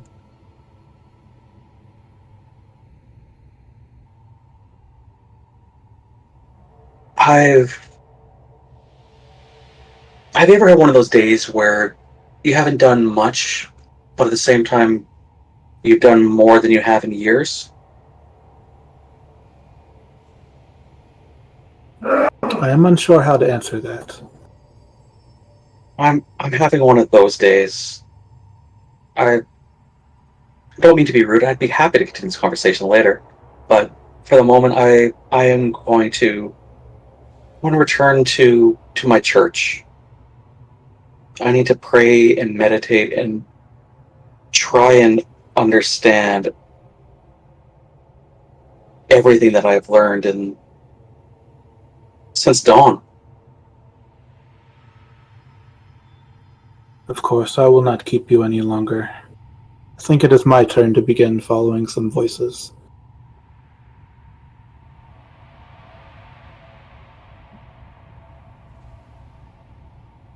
And as Chimera is exiting the engine room, he's going to look over his shoulder and add,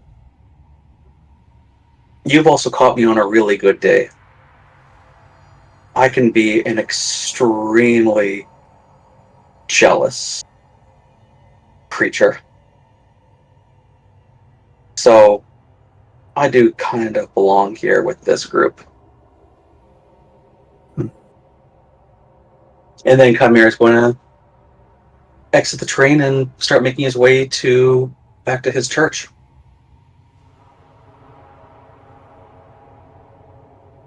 With Chimera leaving you, still sitting on the engine room floor, you are left with just your own processing tempo.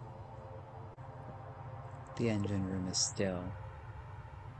And Chimera, you almost feel as you walk through the threshold and your fingertips trace the metal on the Jazirian Ahriman. The melody grows sad for a moment, just as you step out the doorstep. It almost wails. And slowly it fades away as you get farther and farther towards the cathedral.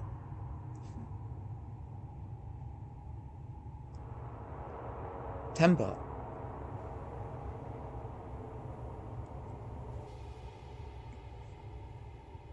I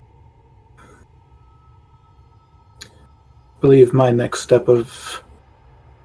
course of action should be to return to the Baron's lands, not to the mansion, but to where I last heard the voices, where they were strongest.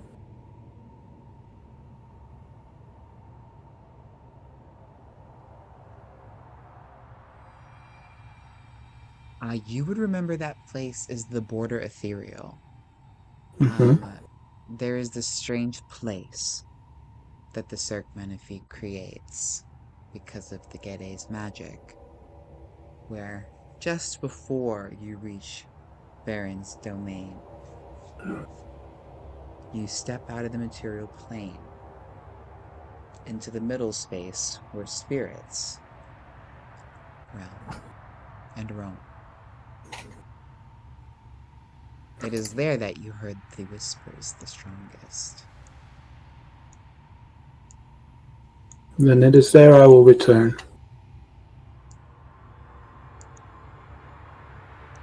Of course, this trek doesn't take you long. As soon as you breach the wood, the whispers already begin.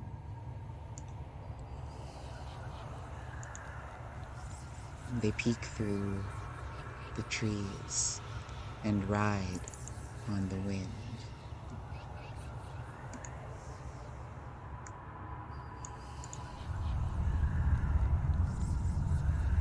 As you step forward, continuing down winding paths, you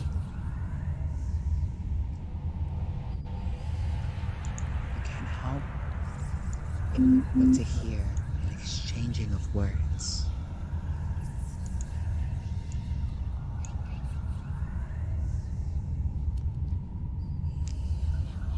What a beautiful wedding.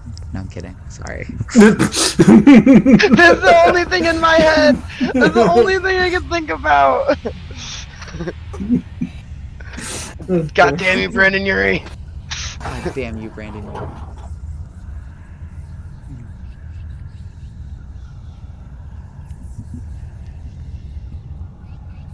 You don't belong here.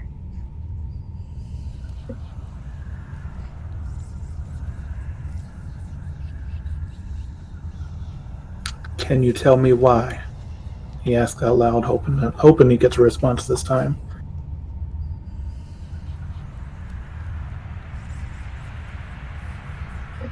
can make a perception check, please. Mm-hmm. Just been double checking my spells and stuff because I got so much.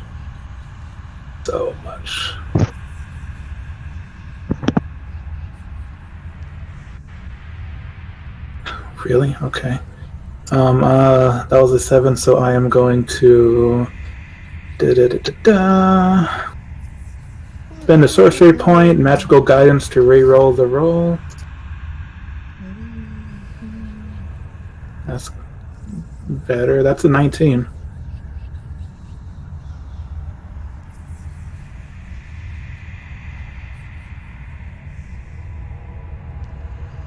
As the whispers do continue to grow, the voice rides on the wind,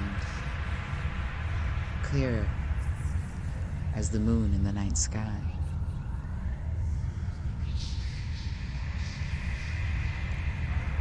You were brought back in a way that is so foul.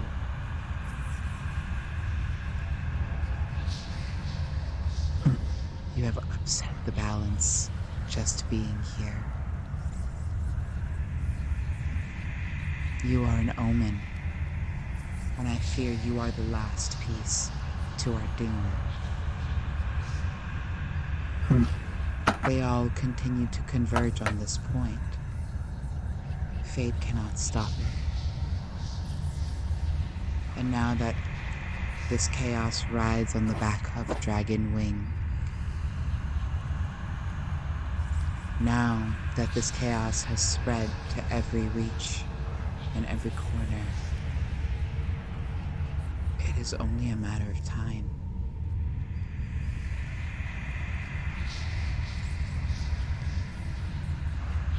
From out of the wood steps a dark figure,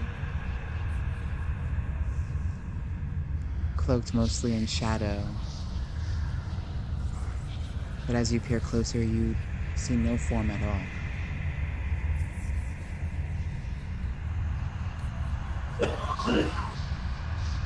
It apparates, disapparates, fades and shifts. And through the trees you cannot see it. But you feel its presence move closer towards the border ethereal, leading you towards the plane of spirits.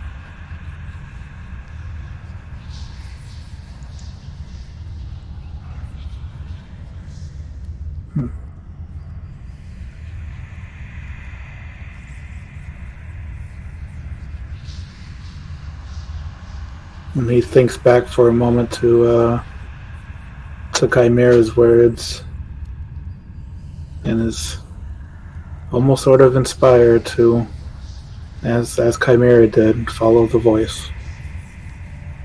And he'll step forward and begin following.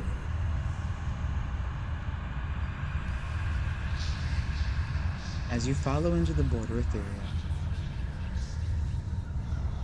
the whispers grow louder.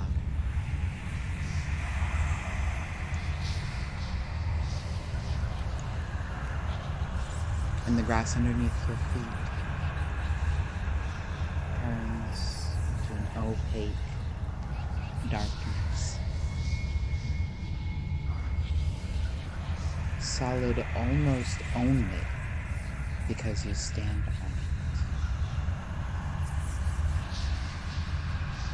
A low mist obscures your sight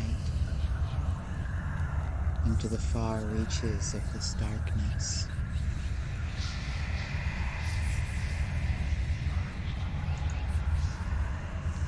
And as you turn back to the tree line to see the dark wood, on the edge, standing beside you,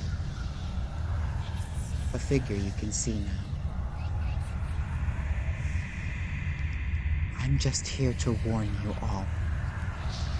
I am just here to make sure it does not happen. But it seems no one listens.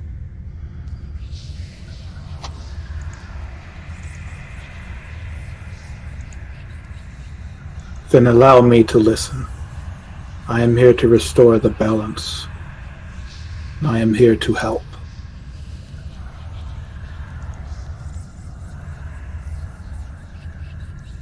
I have only been known as Spirit.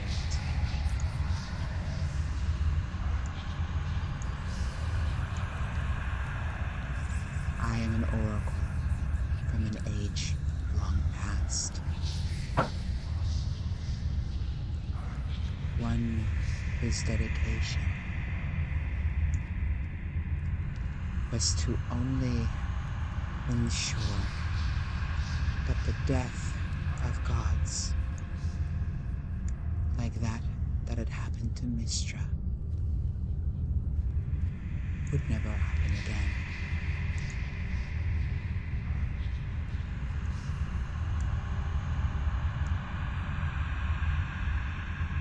I am bound to not only this mortal plane, but the ethereal as well.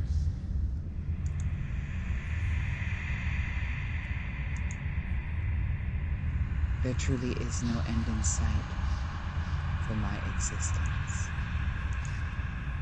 Unless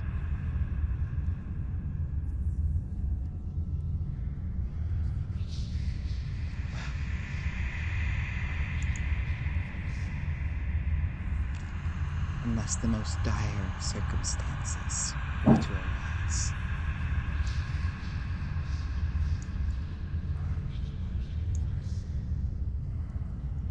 I am the keeper of the gods, and I beseech you, as a part of one of the deadliest weapons that was ever created, you must flee this place. Hide yourself.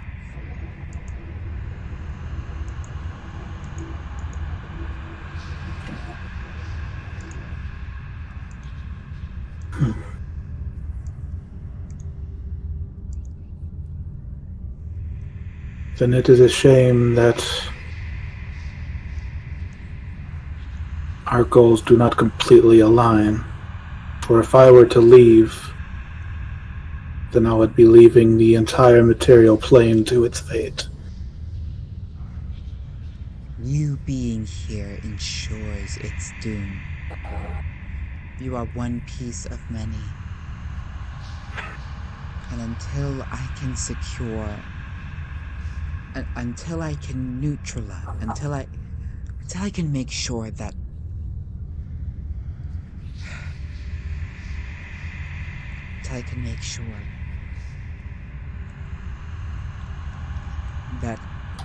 the God Slayer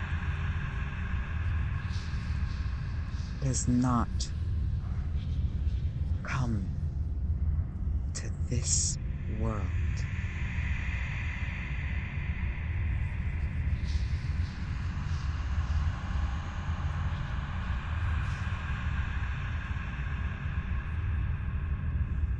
I need your help to do that.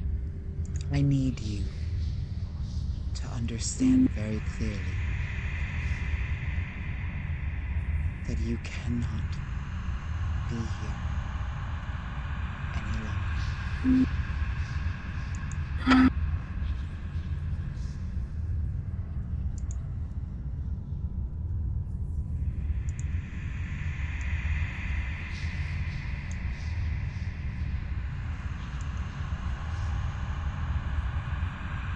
He'll take a moment to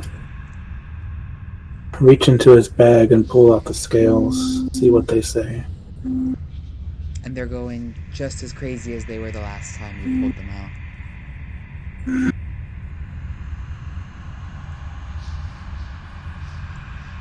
Puts them away. I understand you don't believe me. And I could explain it away, but at the end of all of this, you need to understand.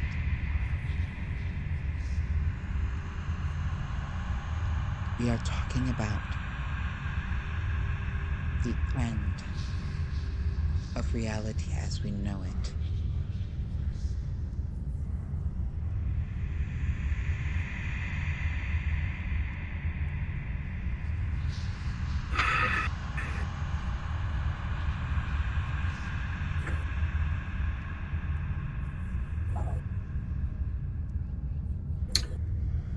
You are making a compelling argument, and it is not that I don't believe you. It is that there is this feeling. There is something here I need to uncover. Something that I could use to stop all of this madness. There is no stopping. In the very beginning of time, at the very dawn of all eras, conflict was bred. War has been never-ending and never ceasing since creatures of all forms, entities of all alignments. I have been a referee since the dawn, and I can tell you this. The Titans were the only ones to create a weapon so fearsome that the gods themselves not only shook with fear, but raised the absolute limits of their powers to stop it.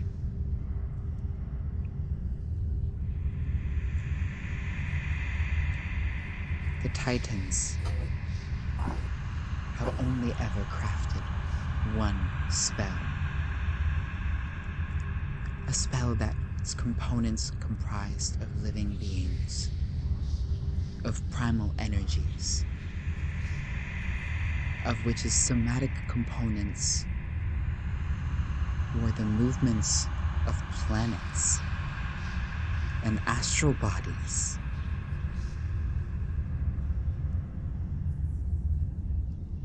Which sounds reverberated throughout different destinies.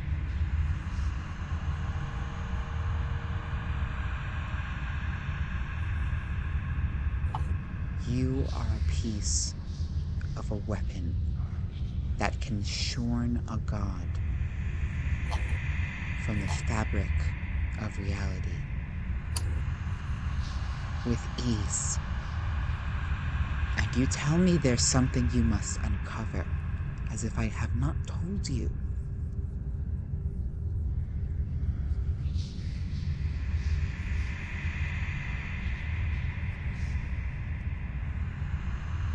You do not belong here.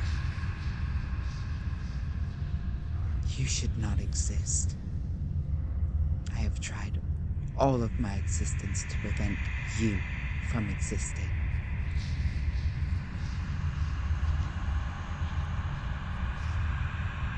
If I had any feelings, they would probably be hurt.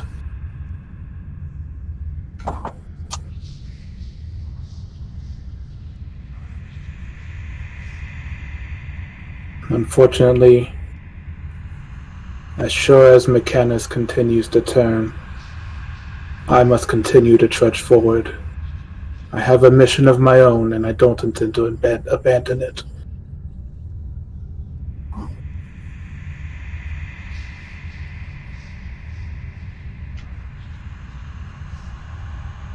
Please.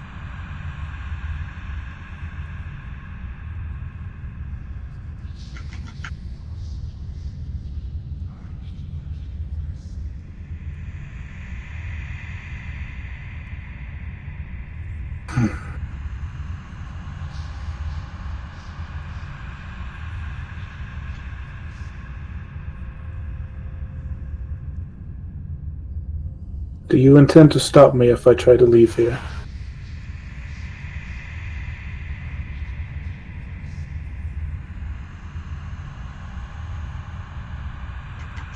I should.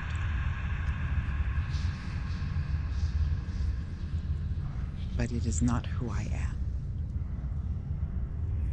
I am a mediator. I have come to plead with you with reason.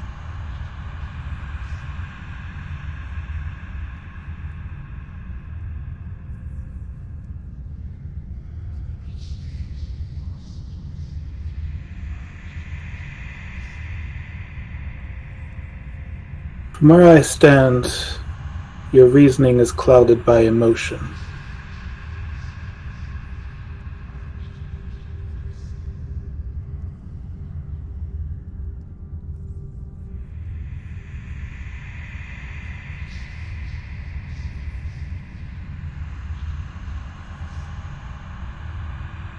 I have taken what you have said into consideration, and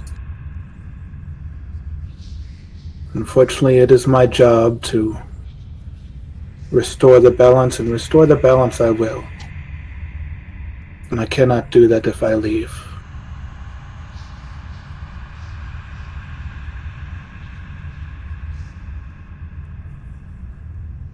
Then you will cost us everything.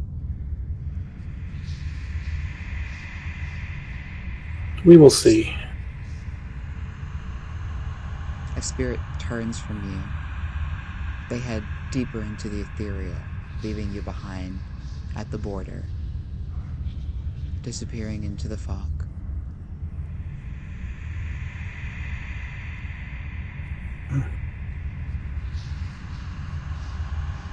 A shame.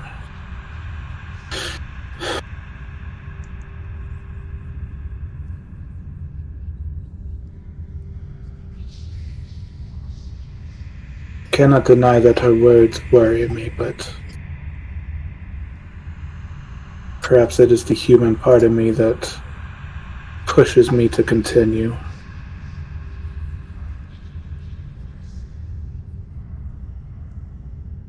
I'll turn and return back to the circus.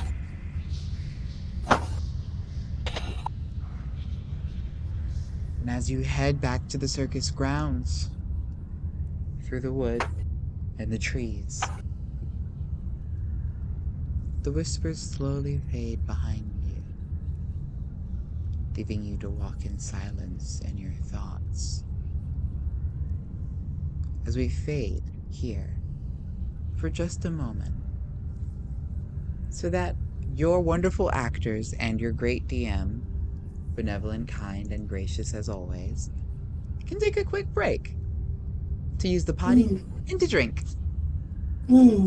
So we'll be right back, y'all. Give us about 15. So we'll be back at 10 o'clock, or I lied, 10:10 on the dot. Go.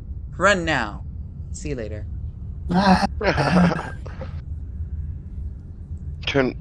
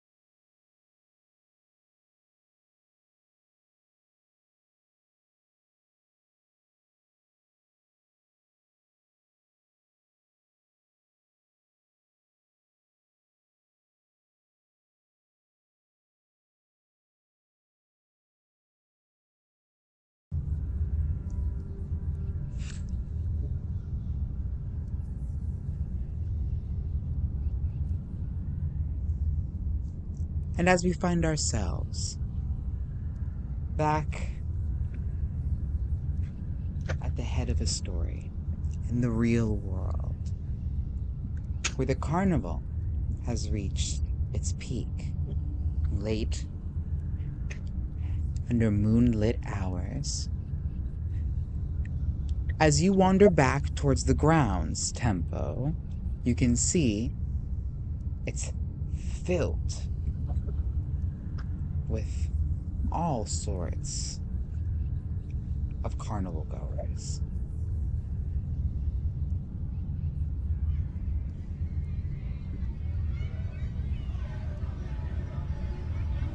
With the height of the moon, the way that it's hung in the sky, you can tell it is at least 2 hours past midnight.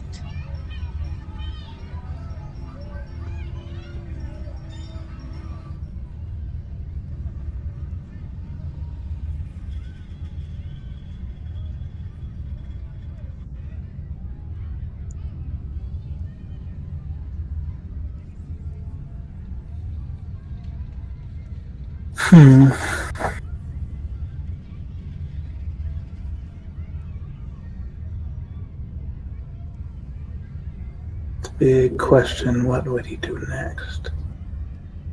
Damn it, Ben, why aren't you here?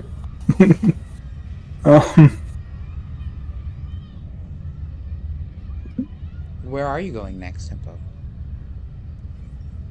Just what I am considering. A lot of information to process. Shouldn't disturb my master too much with it.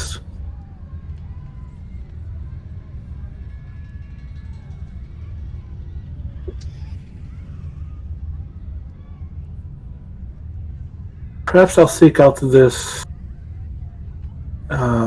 chapel that Chimera mentioned.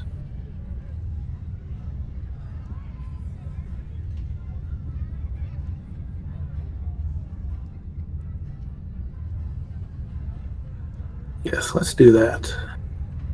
You can easily find Chimera at the cathedral, I believe. You would. And despite it being dark outside, as you step into the chapel, the stained glass is fully illuminated on the inside, and you're able to see massive draconic battles, as well as tributes to dragons, and not just the gemstone dragons, which Chimera has a special affinity to, but interestingly, there's also famous dragons of both the chromatic and metallic kind. You'd recognize probably the two most important ones being Bahamut and Tiamat, but there's others as well that are dotting this room, as well as there's small shrines set up on either side of the main chapel. One to the left, one to the right, one for metallic and one for chromatic. And you'd also see Chimera sitting in the front row with that same skull that you saw him use hours ago in the train.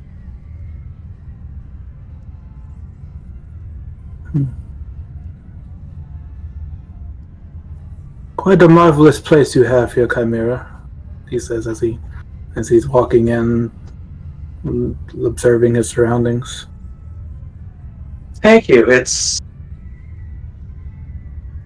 kind of sad, I think, in this moment. Just a day ago, filled with voices, with footsteps, sound, with laughter, with joy, with praise. But now it's quiet.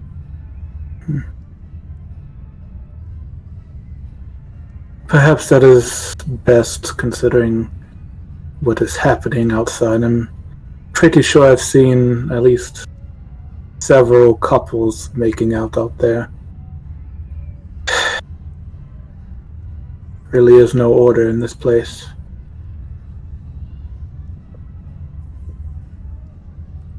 And that's why the chapel remains open. Most days, no one comes in. But there's often souls who are hurting, who need even just a short respite from the outside world. And for those, I keep the doors open every day, every night. That is good, because I am here because, well, I am seeking guidance.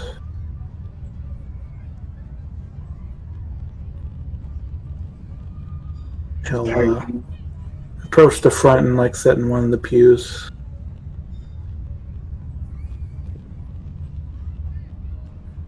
Would you like me to put on the formal robes and vestitures? Oftentimes it helps people. That is not needed. I only need your mind and your words. I followed the voices as you did, but, well, I was not so satisfied with the results.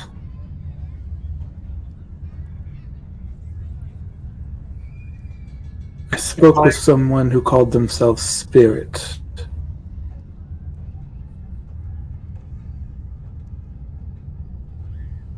And what did you find unsatisfying about this conversation?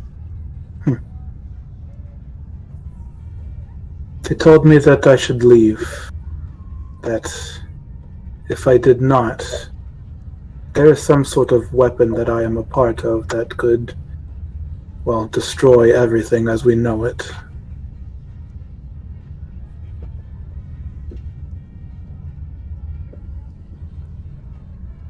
Do you believe them?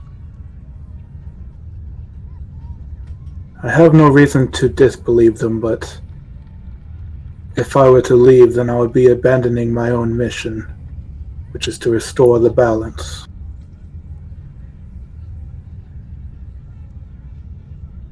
I respect that. Balance is important.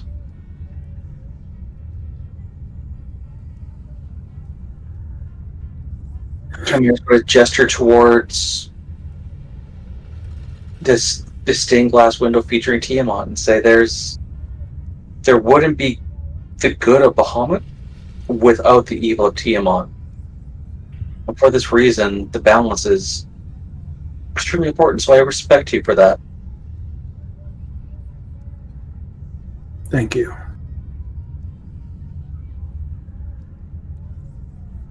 Could you live with yourself if you left?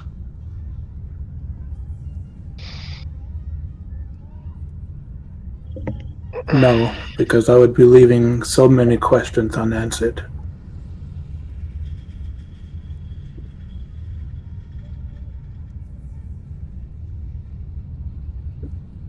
And there is no way to answer these questions while remaining.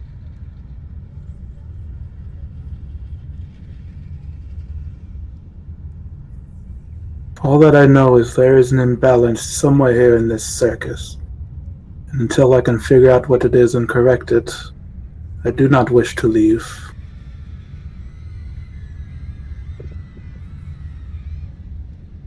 And yet I suppose I am troubled that if what they say is true, then by me staying, I could bring about the destruction that I am seeking to stop.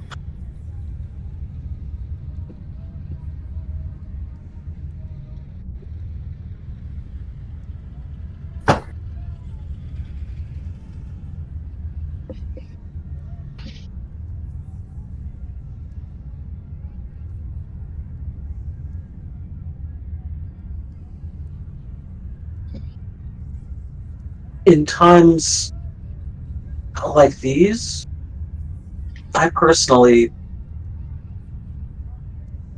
seek answers from within.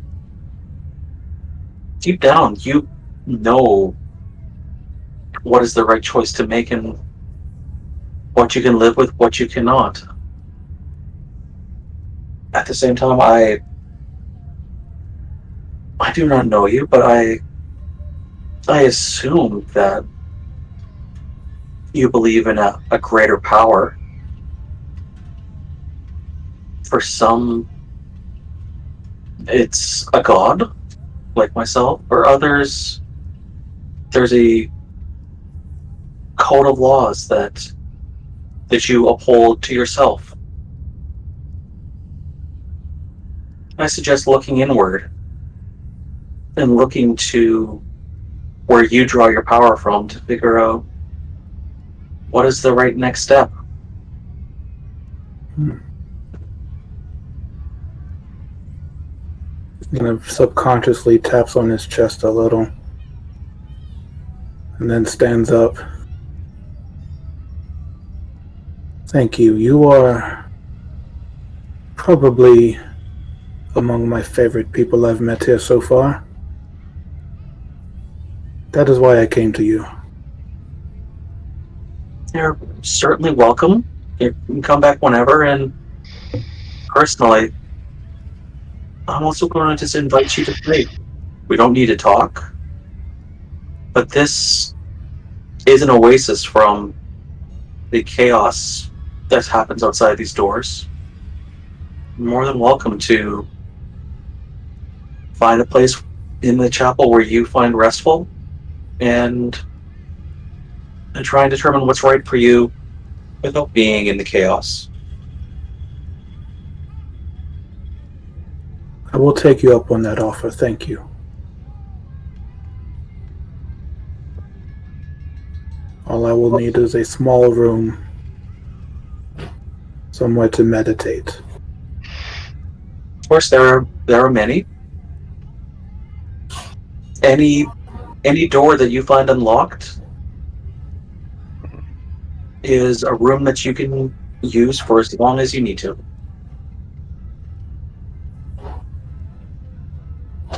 Thank you again.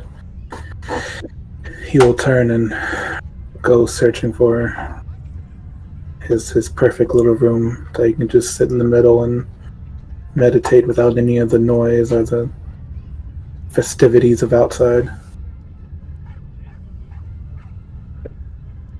You'd probably find yourself going down into the basement. The rooms are... There's nothing special about the rooms themselves, but the walls are a little thicker.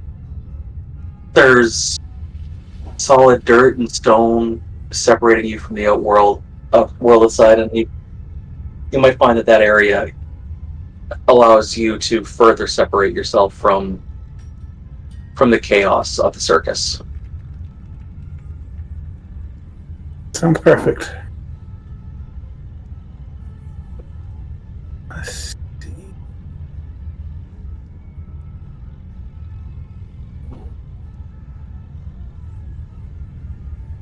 Where is... I'm going to have to look it up.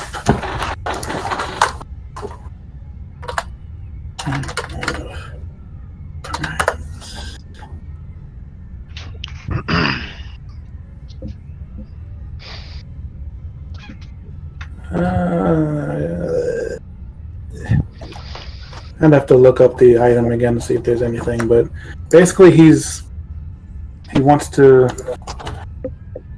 sit and try to attune with the heart of Primus that's in his chest and see if he can find any answers by attuning to the plane of Mechanus.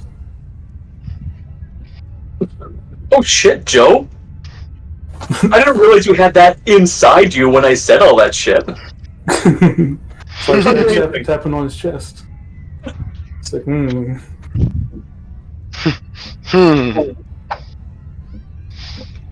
What kind of check do you want to make here? It's a good question. I'm looking at the sheet now.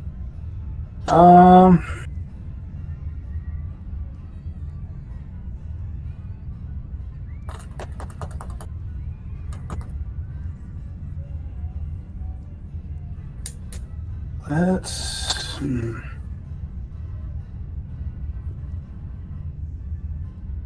Let's go with insight.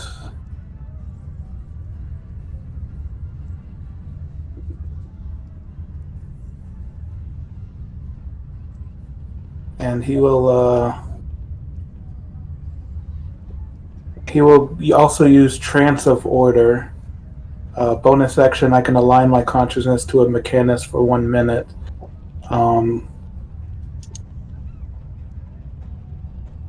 And it also allows me to take a 10 on any d20 if it rolls lower than 10.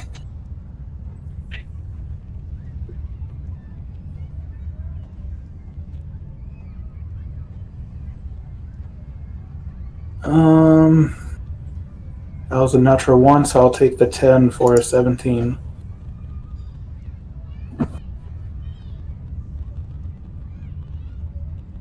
What does it look like as you begin this meditation?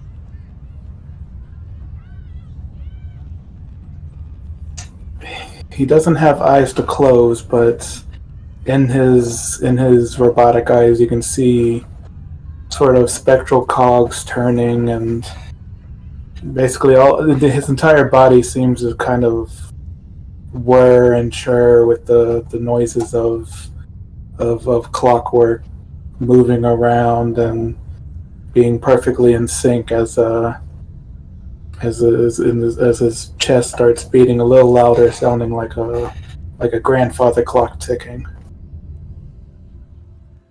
And he goes into this trance-like state.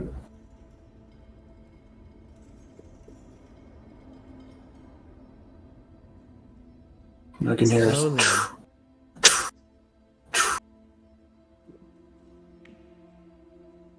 the mechanical tick continues to resound.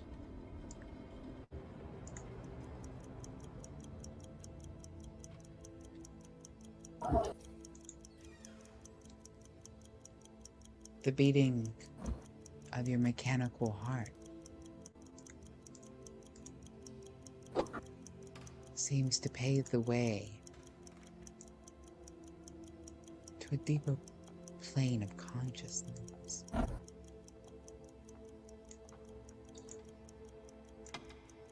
The symphony doesn't stop.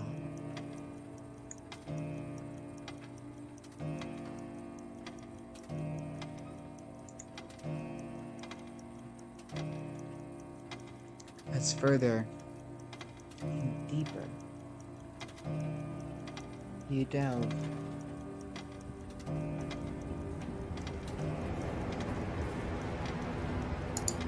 and we fade farther and farther from the real world.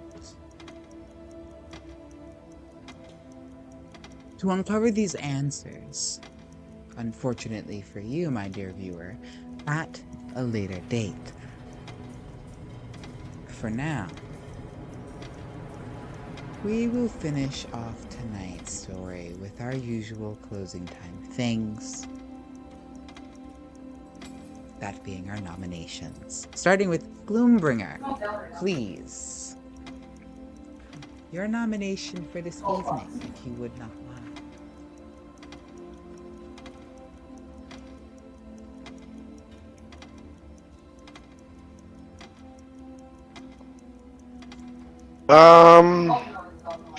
Let's see here.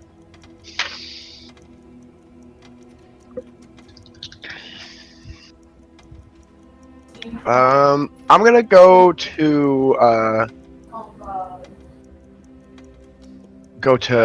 Joe on this one for their ability to switch characters. I thought there was a stark difference between Atlantis and I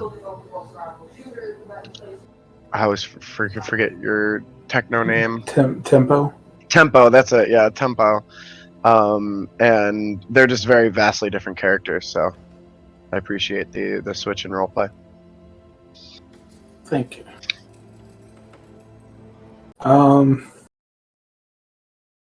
Special mention once again to Mitch for the special mention to Mitch and San for the the playing out the scene and Oh my god.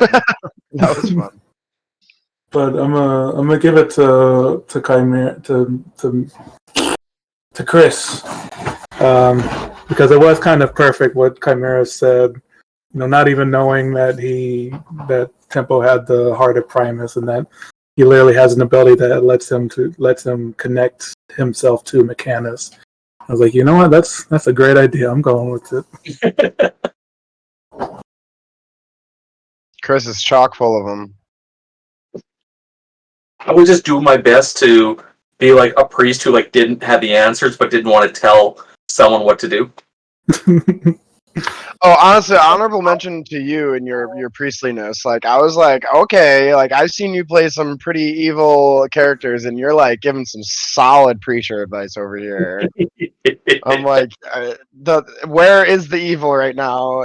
I'm confused. Oh, don't worry. Don't worry, it's there. Not in this character, but it's there. It is. Trust me. Yeah, I was saying to Son earlier that I enjoy playing both a devil and a cleric in the same campaign. I think that'll go to. Who does that go to? I haven't voted yet, but my vote's going to go for Joe just because I had a lot of fun tonight role playing with you, and it actually relates to something that Mitch said. I haven't done the. I've been a cleric. I haven't done like the preacher, and this episode I slipped into that role and was for pastor, and it was a lot of fun playing that role. Thank you. It was good. I like doing that with Chimera. I think that means it goes to me. Yay! Yay! Take your well-deserved point of inspiration. I have one for each character now. As we name tonight's episode.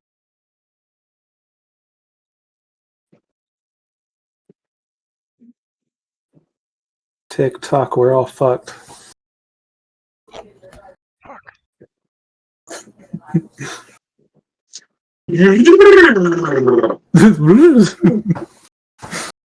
Yes. Yep. That's exactly what I'm naming it. Yeah, honorable mention for the fun roleplay. The commitment is there. It shows. I'm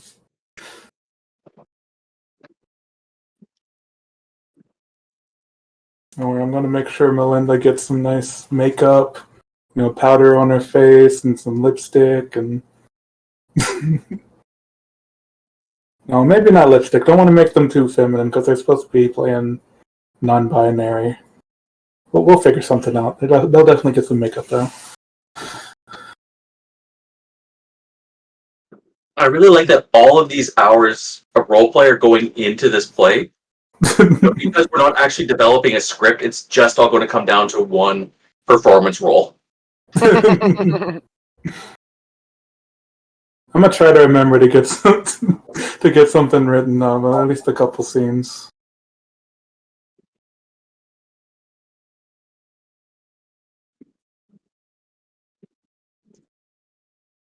Perfect name for this episode.